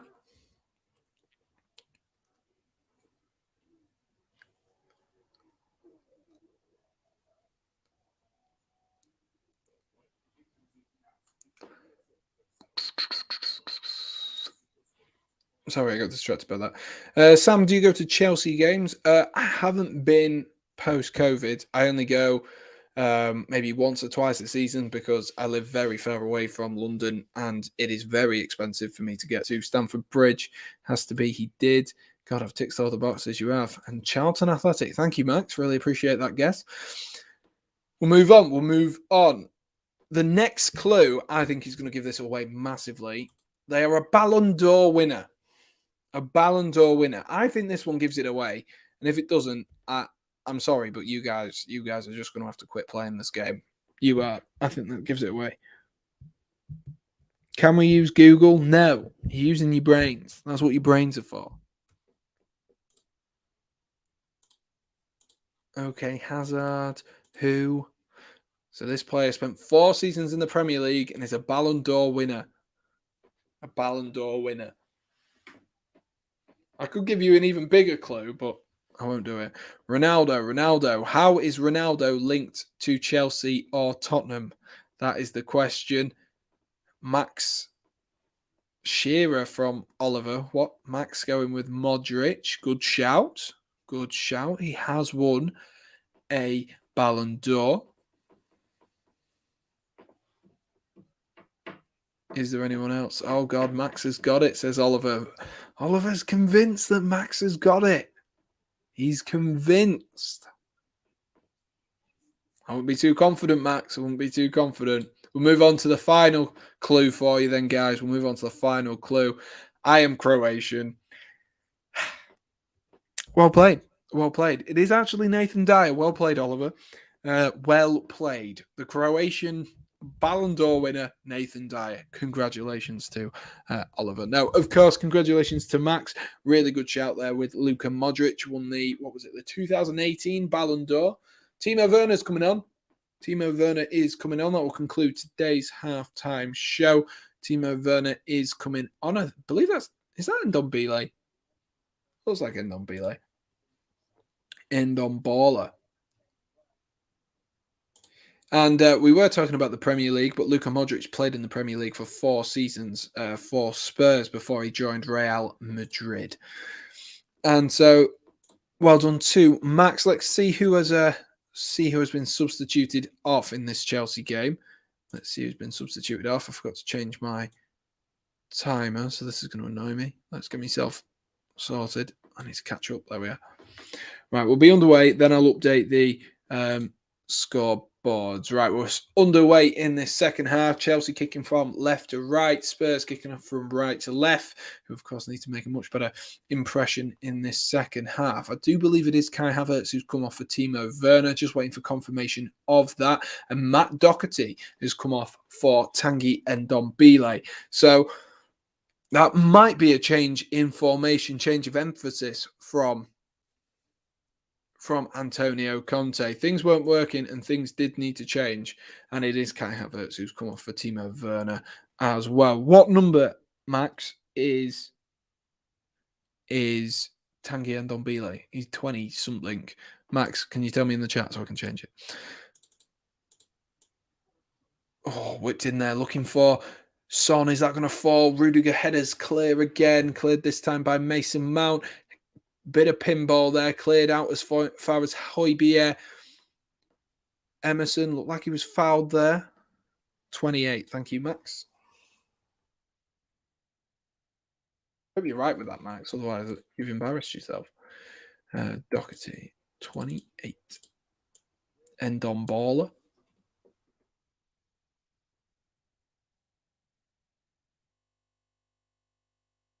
I'll tell you who was a baller. Moussa Dembele. Very, very good on the ball. Although I do think he was that underrated now. He's starting to become a little bit overrated. He was very good on the ball, but some people seem to, act as if he's the second coming of Christ when reality isn't.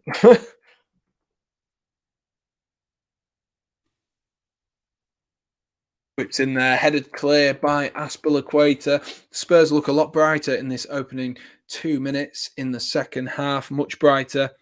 Much, much brighter. He has gone to China, Ali. He has. I always think that's a little bit of a waste of a career. But at the end of the day, I think something we always forget about footballers is the fact that the best way to say it is the fact it is a career. And with a career, one of the primary purposes that you have in a career, a lot of people have in a career anyway, is the fact that it's all about the money. You make the money so that you live a long, prosperous life, and your family can, live comfortably from it. And if a move to China is what makes that happen, then why not? Why not? I'm sure we would all do it if a well-paid opportunity to do the same job occurred. It'd be silly not to, wouldn't it? It would be silly not to. But in terms of a fan perspective, of course, it is. It isn't. You want to see your players play at the top level for as long as possible. And it is a shame that Dembele went out to China. Here's Ndombele trying to get into a bit of space here. Lovely. I thought that was a good tackle there from Malang Sarr, but the referee has other ideas. And he's given a free kick in a dangerous position. I'm not sure that's a foul. I'm not sure it is. I think it's a bit shoulder to shoulder. He's obviously he's not won the ball because it's like a push like that. It's a shoulder to shoulder. But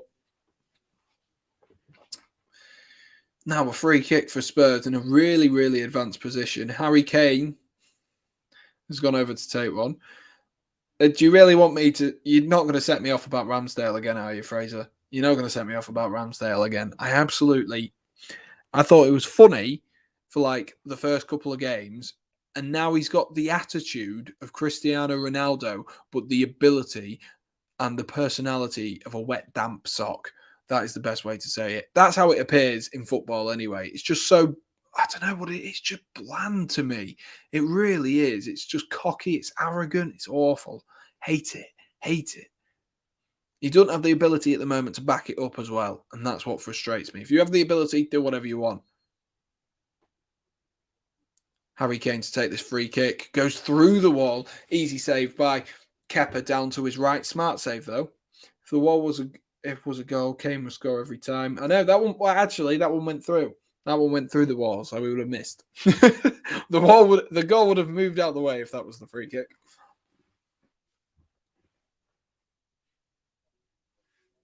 Blackburn Rovers to come back into the Premier League. I don't know. I haven't looked at the Championship this season. But I know Derby County, despite the 21-point reduction, aren't really too many points adrift. Obviously, aren't as close as Newcastle and Norwich are, but aren't too many points adrift, which, a sign of confidence for Derby County. If they can beat that, it is a great escape. Spurs having a shot on target. Are they feeling okay? It was from a free kick, Josh. It was from a free kick from 20 yards out. So, I mean, from that distance and range, you would hope they would. Lovely ball there from Harry Kane. Rolls it into Son. Really good tackle from Saul. That's better, Saul. That's what we wanted. That's much, much better from the Spaniard. Really good tracking back there. And lovely play as well with Jorginho to get the ball out. And he rolls it into Timo Werner, who has come on for Kai Havertz. Get your legs going, Turbo. Get your legs going. Nketiah is rubbish. Lovely switch there from Timo Werner into the feet of Marcus Alonso. Jorginho. Back into Marcus Alonso. Alonso's going to whip that one in. Looking for Lukaku. Lukaku puts it into the goalkeeper's hands, though. Easy save. Saul or Koke? I mean, off current form, you'd have to say Koke, wouldn't you? You'd have to say Koke. They're very similar players in the way that they in the God, I just went on repeat there, in the way that they play, and they seem to be very sort of all-rounded players. But I personally would have to go with Koke just off current form, because from what I've seen of Saul in a Chelsea shirt hasn't been impressive, and I don't watch much of La Liga, but Koke must be better than that. Must be better than that.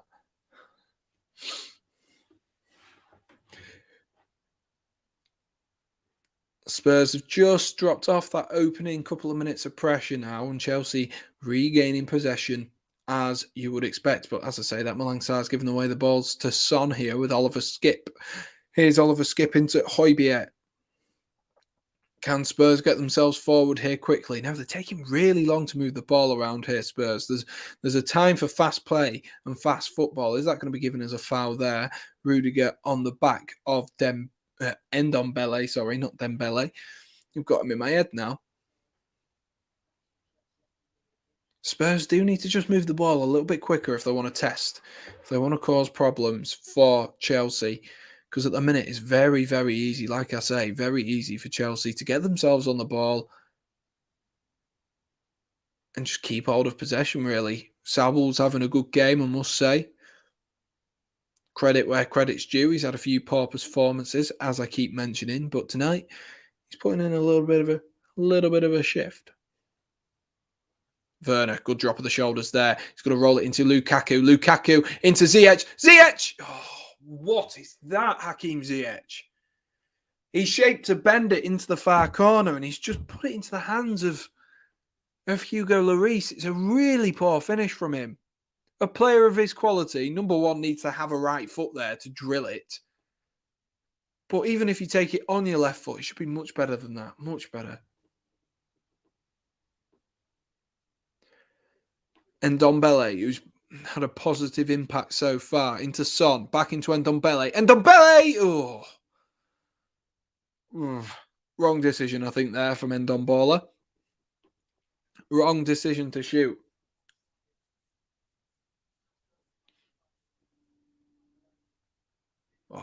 Oh, poor shot in the end from Ndombele. But it is positive. It is positive from Ndombele. And like I say, if you don't shoot, you don't score. And Ndombele is at least doing that. And he's got on the ball. He's been positive. He's moved the ball forward. Max says Tottenham are massive everywhere they go, apart from the other 20 Premier League teams. And I've not seen a sentence that describes Spurs more. Ali says the best team in the world is Bradford City. Reminder 4-2 versus Chelsea. I actually mentioned that earlier on, Ali. Funny that you mentioned that. I actually did mention that earlier on. I remember watching that game and being absolutely baffled. But Bradford, they did go on a good run that season. Mr. John Stead putting in a shift up front.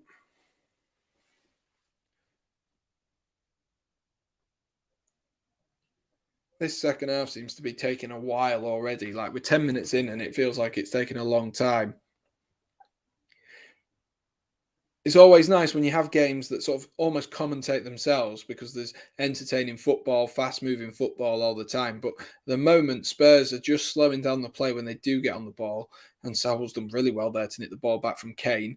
They do seem to be just slowing the play down a little bit. Just slowing the play down a little bit at the moment. I have ran out of water, so I'm going to pop out, and I'll be back in literally 2 seconds. I'll pop next door and get myself a drink. Be right back.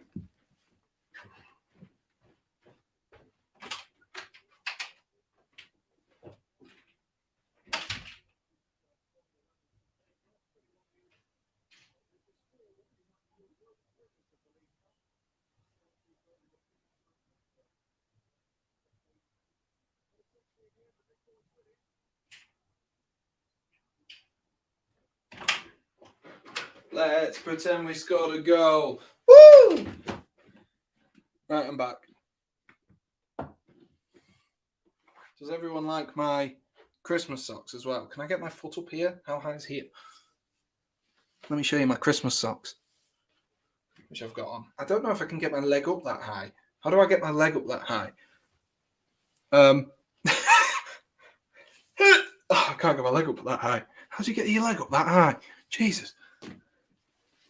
This is so much effort. You're probably not even going to be impressed by it. Wait.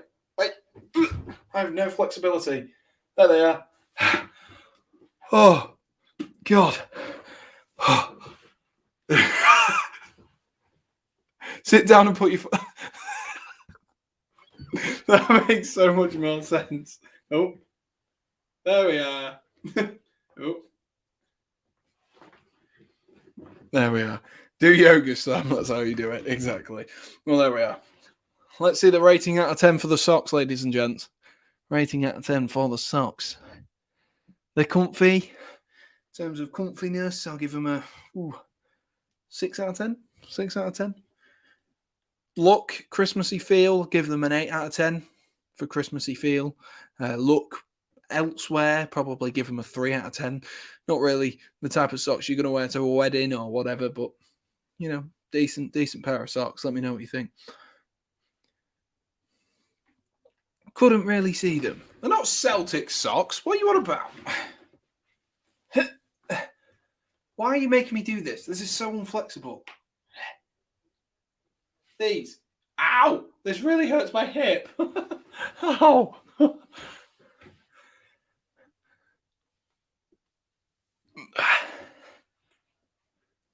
If you want to see more of my socks, you can subscribe to the OnlyFans. Joking, of course. Sam's private yoga sessions, exactly. Maybe that's what we need to start. Drogba, Salah must feel embarrassed at that game, and also Lampard is. Sorry, Ali, I didn't know what you were referring to there. Mount into Werner. Werner, can he get a shot off? No, he can't. He can't quite get a shot off. Sam embarrassing on stream. I know, Ali. I know I am. But that's why you keep coming back for the sock content. Oh, that's a ball whipped in there, looking for Saul, who tried to do a clever little flick. Oh, against Bradford. I forgot we were talking about that. Drogba, Salah must feel embarrassed at that game, and also Lampard is there. Yeah, they must. Surely they feel embarrassed by that game. Awful game of football. Must have pulled a hamstring there. I wouldn't have been surprised, honestly, if I'd have put my back out or something like that, trying to get my leg up. I can't believe how, that's just highlighted to me how unflexible I am. I was expecting my leg to, considering this is what? I don't know how to describe how high this chair is, but considering it's not that high, it's probably about up to my chest height, and I'm 6 foot. I was like, that'll be fine. I can get my leg up there. Apparently not. In pre-season, we were 2-0 down here and brought it back to 2-2. Yes, you were, actually. Is that the one I streamed, Max? I think it will have been. But yes, you were. But pre-season's different anyway. There's the lack of competition, optimism, everything, really. Celtic socks, indeed. Is that what we're saying now? I'm now a Celtic fan. Brill.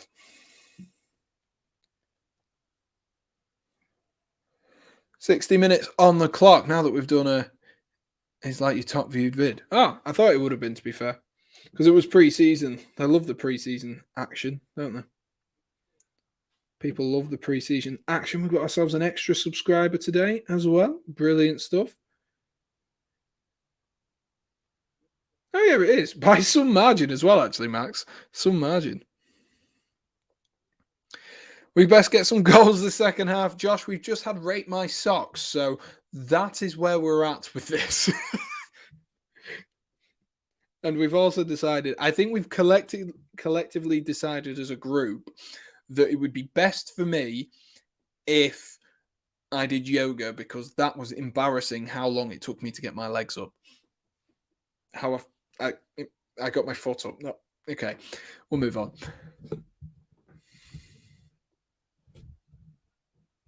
Sean, what does that mean? I'm what? Is that meant to say hairless? Because I'm the least hairless person in the world. You only saw my ankles. Ankle reveal.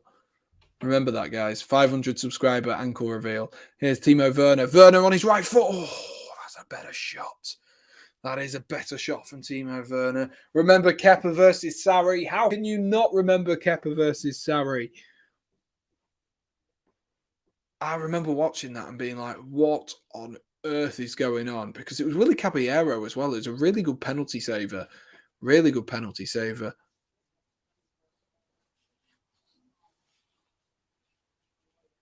Oh, you're hilarious. You're funny, Sam. Oh, That makes more sense. I was going to say hairless.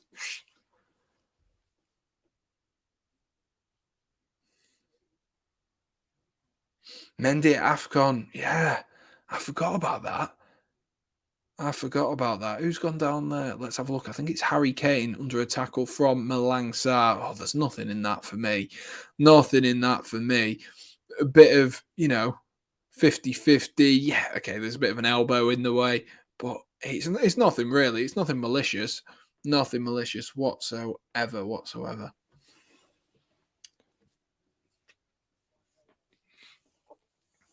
An hour on the clock, ladies and gents. Harry Kane just receiving some treatment.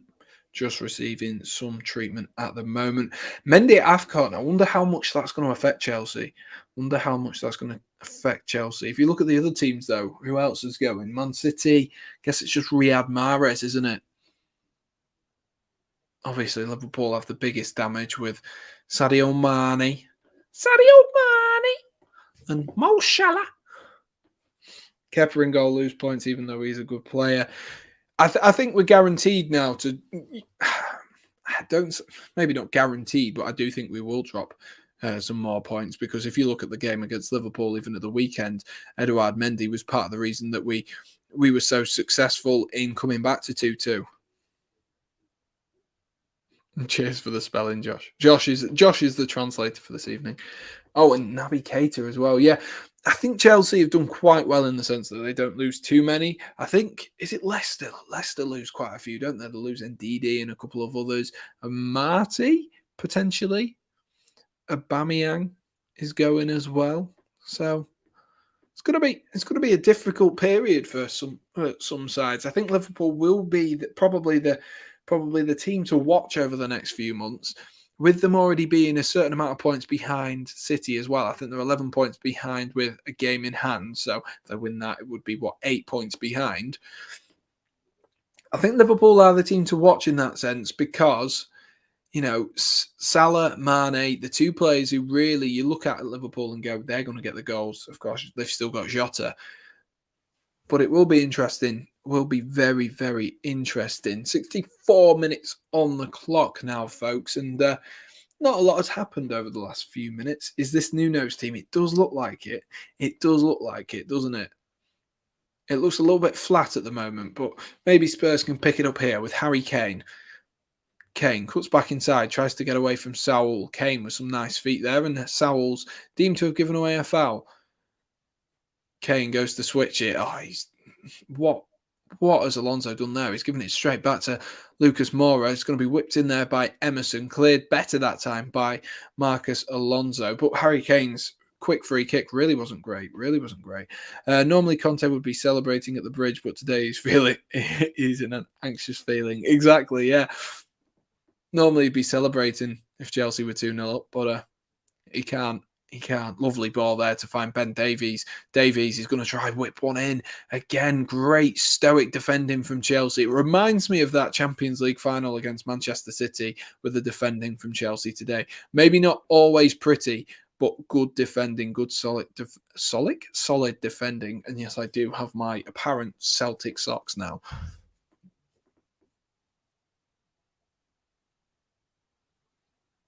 Lovely ball. Lovely 1-2 there with Lucas and Son.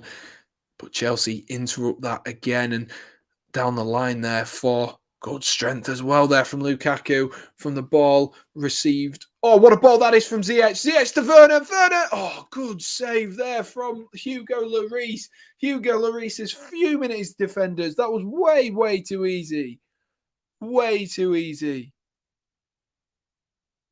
A lovely ball from Ziyech, inch perfect. I think it's Sanchez who tries to step up, even though Werner's miles onside. Werner tries to chip Hugo Lloris, and Hugo Lloris too close there. Too close.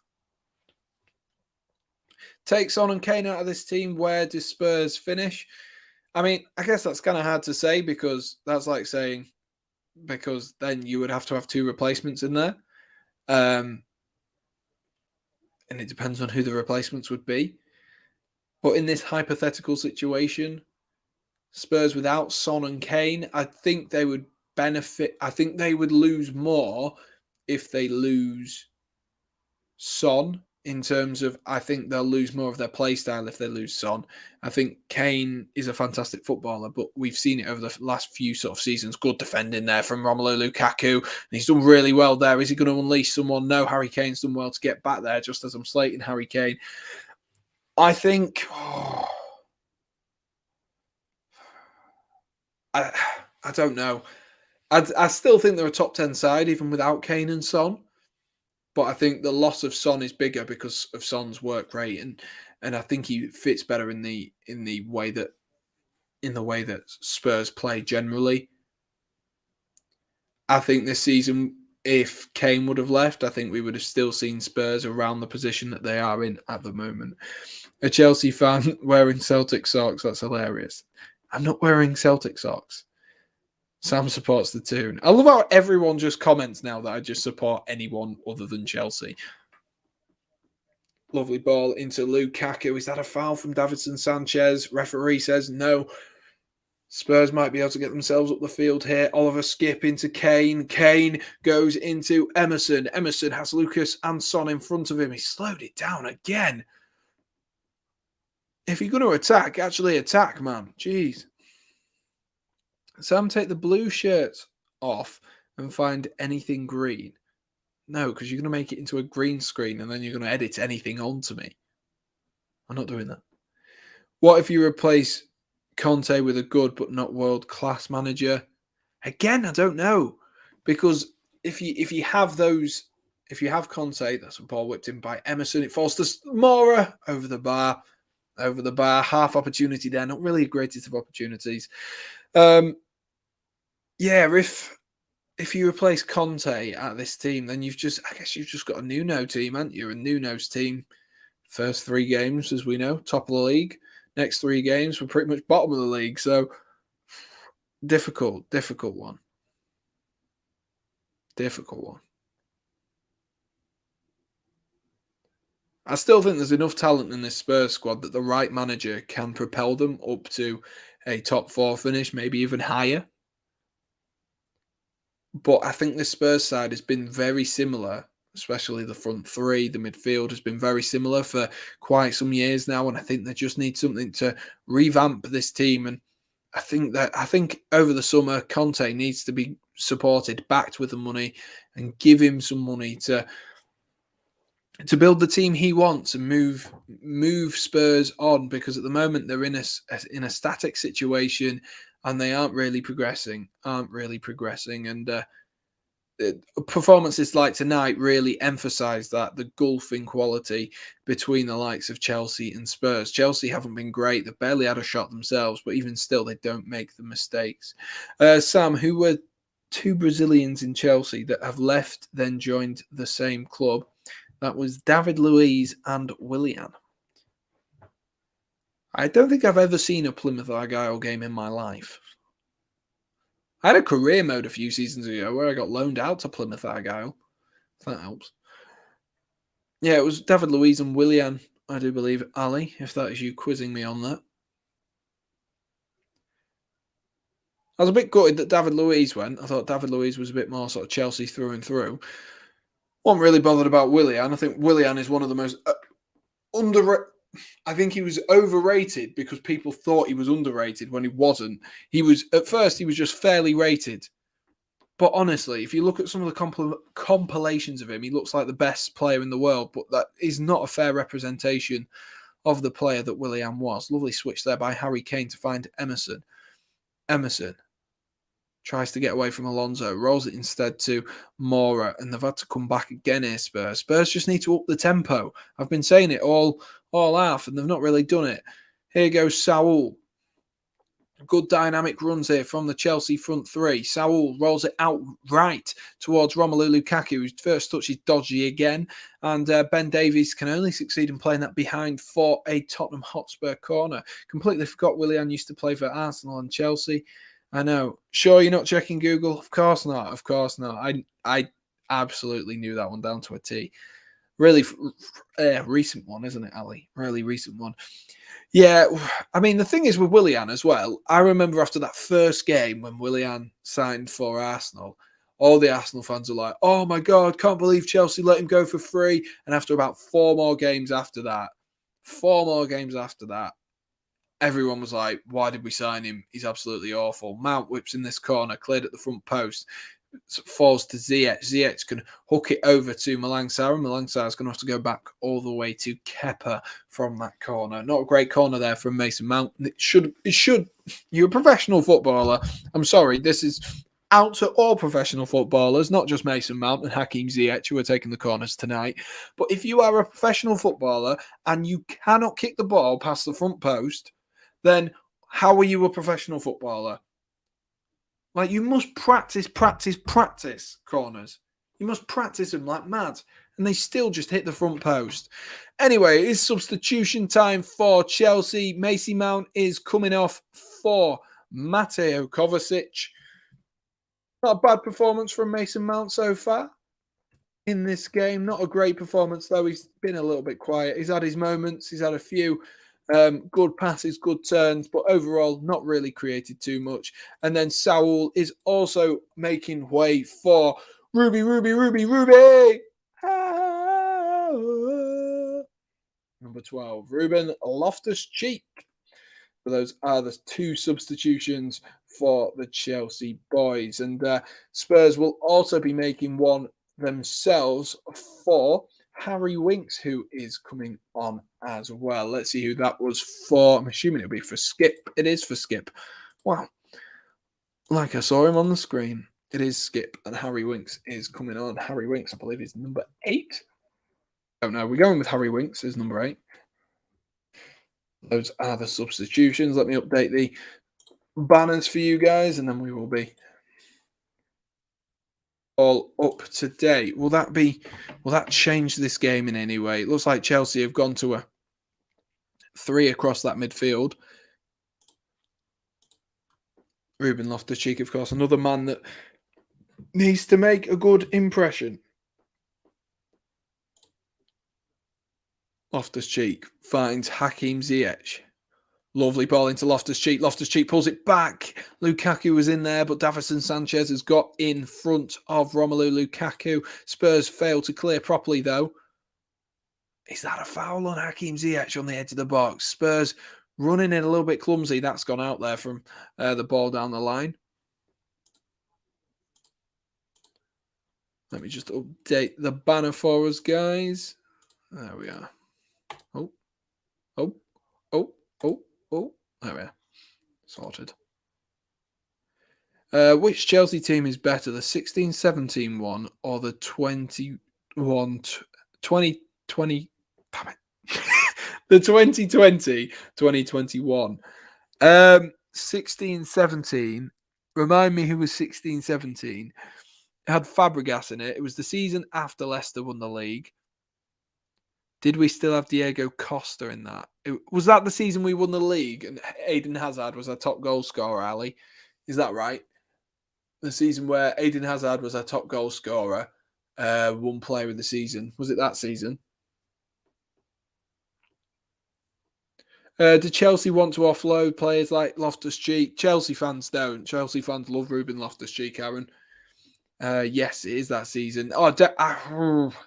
See, the thing is, Hazard, I was about to say definitely, but the likes of Hazard swing it. Like, on paper, I'd definitely say that the 16-17 one is a better team, but the way that they played, I definitely prefer and I feel more connected with this group of players. I think this group of players aren't a group of superstars whatsoever. 16-17 won the league under Conte. I thought it was. It was the post-Jose Mourinho season, wasn't it? I was just trying to remember who was actually in the side. So it'll have been Fabregas, Kante, Christiansen, David Luiz. Oh, I've changed my mind. I'm going 16-17 all the way. Just listing some of those players off. Phenomenal players. John Terry in there as well. Phenomenal players. Got to go with that.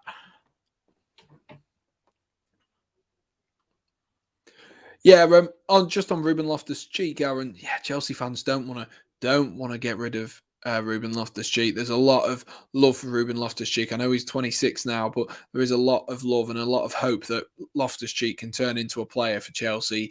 You know, he's still Still got a couple of years to potentially develop, and he could turn into a phenomenal player. He looks so good in this Chelsea side at the moment. Alonso whips it in, falls to Ziyech. Oh my God. Every damn time. Every time. How does he blaze it over? How? How does he blaze it? I don't understand Hakim Ziyech. I don't get it. Why have you hit it like that? Why? Why have you side-footed that? He's the most unorthodox footballer on the planet. My favourite Chelsea team was 98. They almost converted 10-year-old me.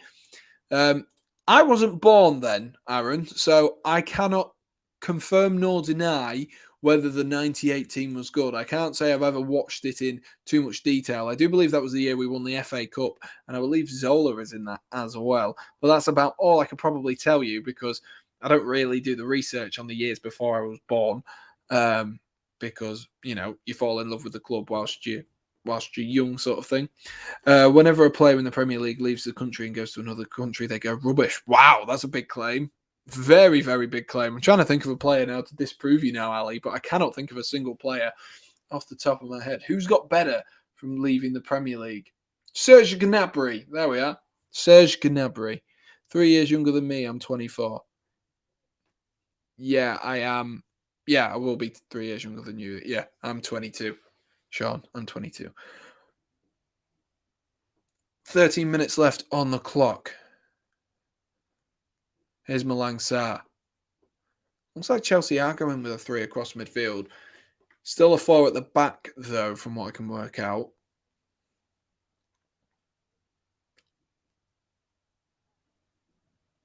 Pedro was at the end of his career, so that one's not really valid.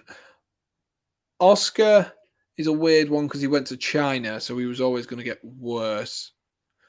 I'm sure there are plenty of players you can think of who've done the opposite, though.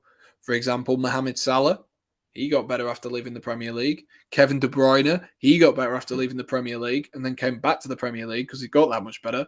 Both of them the same. Christian Pulisic is going to get himself on the pitch as well. He's not a player who left.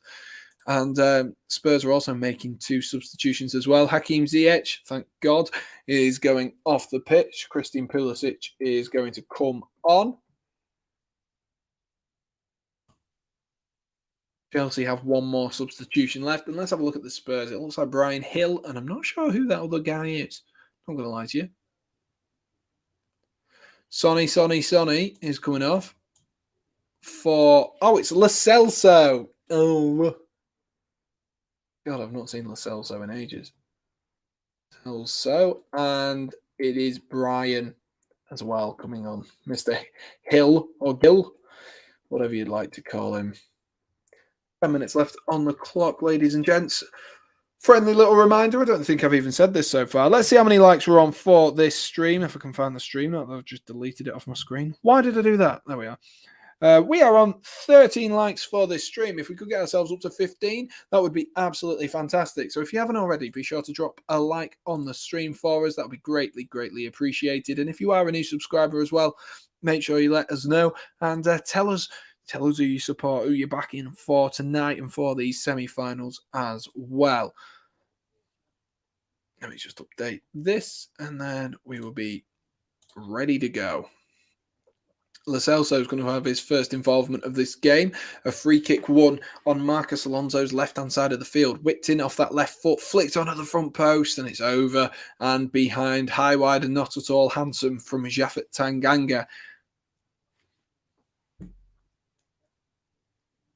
He's just got himself under that. I think he needed to more glance it off his head rather than he almost hits it like there. And so he cannons it upwards rather than glancing it towards the goal as you would expect. Dele doesn't happy. What did I just say? Dele doesn't look happy to be on the bench. No, I mean, Dele Alli's a player who I think... Do we give up on Dele Alli as an English perspective now? Do we give up on him? Because at the end of the day, Dele Alli was such a promising young player. And at first I was like, I don't think it's attitude. But the problem is he's yet to have that kickback and he doesn't look like he's got that fight back. really doesn't look like he has that fight back in him, and he's happy where he's not happy because, like you say, he doesn't look happy to be on the bench, but he doesn't have the motivation to kick himself on and get him back up to the top levels. He could have been so fantastic for England and Tottenham, and he could have been the face of Tottenham and gone down as a real legend. Of course, I'm sure Tottenham fans have a massive place in their heart for him, but he's just not been fantastic, has he? Trippier, Team of the Year and won the league at Atletico. What? Oh, yeah, double figures in Spain. Trippier's also done well, yeah. He's also done well. I still think it was Jesus Navas who was in the Team of the Season last season, but I'll let you off, Aaron. I'll let you off. What did I have for my tea? I think I had pizza and chips tonight. Just something easy for tonight, with there being a stream. Ham and mushroom was the pizza of choice. Not always my favourite, but I quite enjoyed it for tonight. And your food sounds delicious, Sean. Lovely play here from Spurs. Ndombele is going to try pull it back. Oh, Malangsar nearly overcommitted there, and Ndombele nearly did really well. When did I say what? Oh, I just said it then.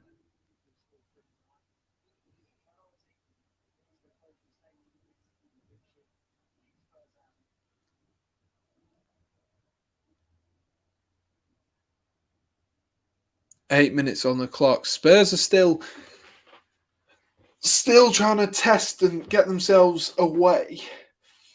At the end of the day, I think if you look at the end of this game, 2-0 down, obviously it's not a fantastic result for Spurs, but considering where they're at halftime, I do think it's not a bad result. Something to build on for Chelsea, of course. But you've got to look at this Chelsea side and wonder where Spurs are really going to be able to push. Obviously, like I said, it's an extra week in the future, and who knows what could change by that point. Key injuries, key players going out. Who knows what could happen for Chelsea?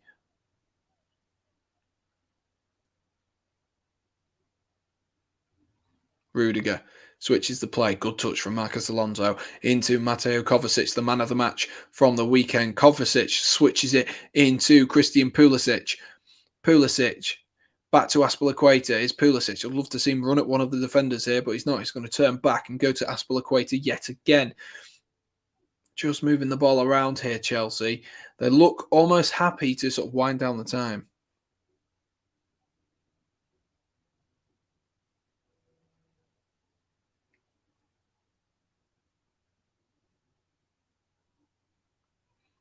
Spurs win the ball back. Here's Harry Winks. Plays it into Højbjerg. Højbjerg's got himself in trouble here. Nicked by Ruben Loftus-Cheek.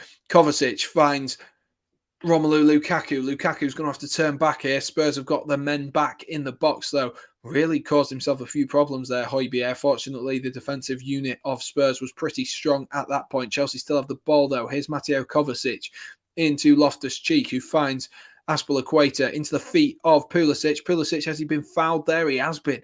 And he's been fouled right on the edge of the box in a really, really promising position. And I'm not going to lie to you. There is a certain man who I believe he likes scoring against Spurs. He's a left footer and he is currently on the pitch. And he loves scoring free kicks against Spurs. Marcos Alonso territory. We'll wait and see. I'd love to see it. Every time Marcos Alonso scores against Spurs, I don't know what it is. Just something about Marcos Alonso and Spurs just goes well, doesn't it?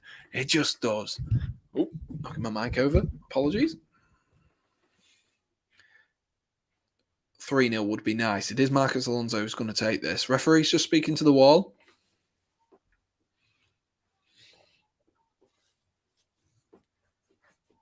There's a mini Chelsea wall in front of the Spurs wall as well. Let's see what Marcos Alonso chooses to do. Marcos Alonso, straight into the wall. Brilliant. Right. Brilliant. Imagine Kepa to do a rewind and refused rewind on the 2018-19 Cup final and refused to come off. He should just do it for the culture, shouldn't he? That's what he should do it for. He should just do it for the Vine. 5 minutes left on the clock. I must say, it's kind of like the it's kind of like what was I going to say? The second half of the Liverpool game, the momentum just kind of switched off a little bit. More so in this game because Spurs have actually put in a half decent shift in the second half. Still yet to really create anything. But it has sort of dropped off this second half and seems to be a feature of Chelsea's play of the last couple of games. I can't believe you still have Kepa after he refused to come off that time. But the thing is, Aaron, no one respected Sarri because he has one plan, and his plan B was Ross Barkley. If your plan B is Ross Barkley, no one is going to give you credit and respect because as soon as you keep repeatedly making the same substitution, yes, it works one time for him. It's like a little child. When they do something right, they try and do it multiple times. That was Maurizio Sarri. He got it right once, brought on Ross Barkley, scored, got an assist, whatever it was. And then he just kept doing it, hoping that the same formula would work, and it just didn't work. And so Chelsea fans weren't overly that bothered because by the end of the Sarri era, we had a bitter taste in our mouth. Sarri, of course, he wanted to give the best. That's really well played there by Hill. Oh my gosh, great save from Kepa there. Is that going to be a penalty? No, it's not. Oh my gosh, Brian Hill with some lovely footwork. He ended up pulling it back. I believe it was Harry Kane who was in the box. But Chelsea might be able to attack themselves. Here's Romelu Lukaku. Lukaku, can he get it onto his left? No, he can't. Of course not. Plan B, Ross Barkley would work in 2015. Yeah, but even by 2018, he was already washed up, wasn't he? Already washed up.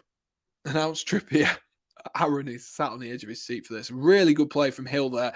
Maybe not seen enough of that in a Spurs shirt. He rolls it back, and I'm not sure who that is. I think it's Lo Celso who's in there. And he forces a good save from Kepa. Azpilicueta's just gone down here. It looks like a little bit of cramp.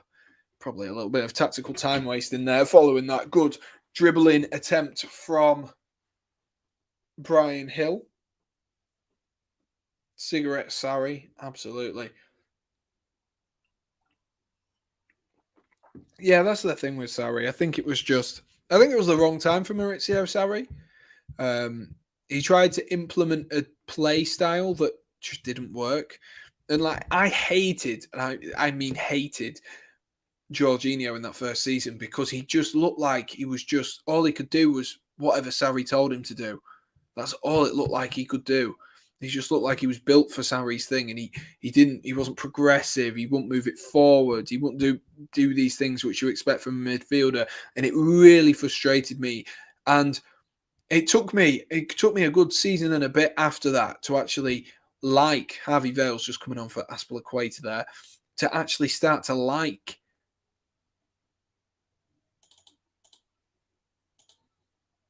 Jorginho. I just stopped half sentence there. Brilliant. To actually like Jorginho. Alonso's cross comes in straight into the hands of Hugo Lloris though. I don't know how Harvey Vale's going to play for the final few minutes. Probably Pulisic will drop back into wing back of sorts, makeshift fullback.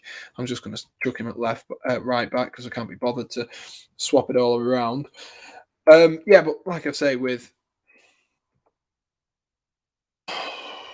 who was I talking about then? That's gone from my head. Imagine if Trippier did a U-turn to stay. Aaron would cry. I would cry. Mike Ashley never got deals over the line. We now have trust issues. I mean, if it helps, Fabrizio Romano did say that it is here we go. So I think it is pretty much on its way. I think it'll be the medical which is the problem. Pulisic nearly getting himself into trouble here. Oh my gosh, Chelsea defenders trying to get themselves out of trouble. 4 minutes of added time as well for Chelsea to hang on here with Pulisic at right back. Oh, I'm not sure about that. Harvey Vale has gone up front, yes. So Pulisic will be at right back for now. Oh, God. I'm not sure on that one. Tommy T.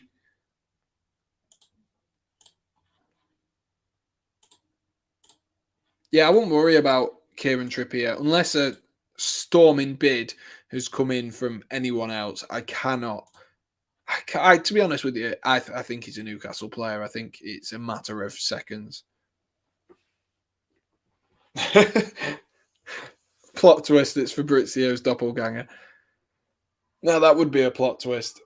I'd love to see one of Aaron's reaction videos on that. I tell you what, that would... This whole time, it was just fake news. Donald Trump was right. There's too much fake news.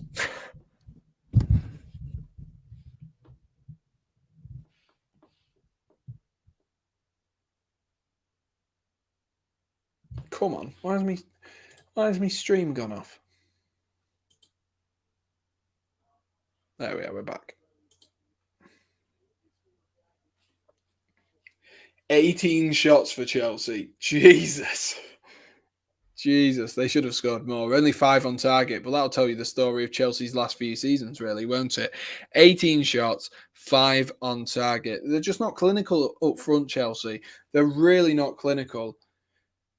And last season, we rode our luck. We got lucky because of our defensive capabilities. But this season, I think it's starting to show the fact that we aren't as clinical. Pulisic might be able to cross one in here. That's an awful cross. Awful cross from Christian Pulisic there. I think as a fan base, we have major trust issues with Ashley's constant lies. We'll settle down after the first few deals go through. Yeah, of course. There's always going to be some problems. There's always going to be some teething problems from fans and stuff like that. It's about getting used to the new position that you're in.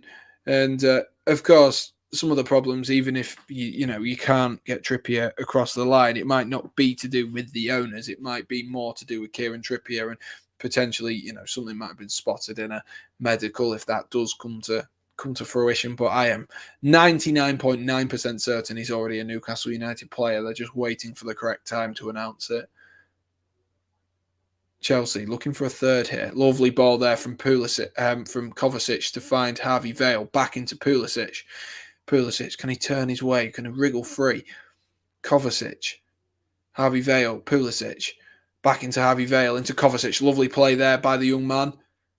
Kovacic here on the edge of the box. Into Timo Werner. Werner tries to wriggle free. Lukaku, into the hands of Hugo Lloris, and it looks like time's going to be winding down here for the Chelsea boys in blue to get themselves a third goal. Comfortable 2-0 though, by the looks of things at the moment. Did you see Southampton's takeover? I have as well. Yeah, Southampton getting taken over. I don't know what the expected worth of the Southampton owner is in terms of where that will put them, if that will propel them up the league in any way, shape or form, but we'll have to wait and see. If Chelsea could re-sign any player, who would it be, Sam? Who would I want it to be? Would it be re-sign them at the prime or re-sign them just like now? Because if it was re-sign them now, it'd either be De Bruyne or Salah because they are in their prime. But if it was re-sign a prime player, that'd be a different question.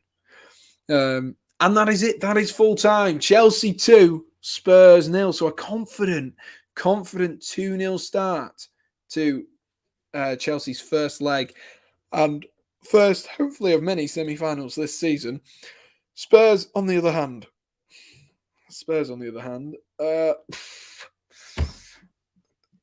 I mean, what can we say about Spurs? Really, it's been a weird sort of game for Spurs. The first half was sloppy, like I've said multiple times, catalyst to their own downfalls. Really, really difficult one. Really difficult one for Spurs. And 2-0, Chelsea not quite out of sight, not quite out of mind at the moment. Not quite out of reach. So Spurs, I think they'll take that second half. They would have wanted to have a goal. They would have wanted to get sort of their foot in, if you will. They will have wanted to get a more firmer grip or closer grip on the final. But they're only 2-0 down. Anything can happen.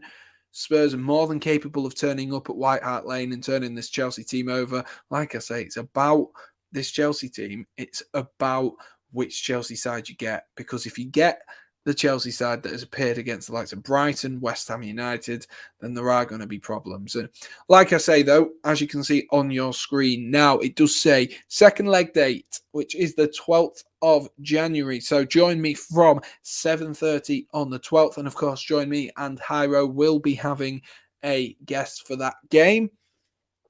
I I won't be having the timer because I'm still trying to work it out how to do that with a guest. But for the time being, it will have to make do. However, I am looking forward to that. Hopefully, Chelsea can cement their win. But like I say, it could be a really interesting second leg. In the chat, guys, let me know who do you think's going through from this leg, i.e., who do you think is going through from this side of the tournament table? Do you think Spurs are going to have a drastic comeback? Or do you think, Chelsea, they're 2-0 up. Maybe they're too strong. Any FA Cup streams? I'm going to have to, I'll have a see. Keep an eye out on the channel, guys. I might give you a bit of a poll to see which you would prefer, which games you would prefer. If there's any in particular that you fancy and you think, I like the look of that one, then do be sure to let me know. Hopefully I'll try and pick something which is a bit, what's the word? Which is a bit more competitive rather than it being, maybe one with a potential for an upset and not just Chelsea-Chesterfield. God, there's loads of games, isn't there? I always forget how many games there are in the FA Cup. Newcastle takeover tried to ruin football for us all, and I wasn't happy about that.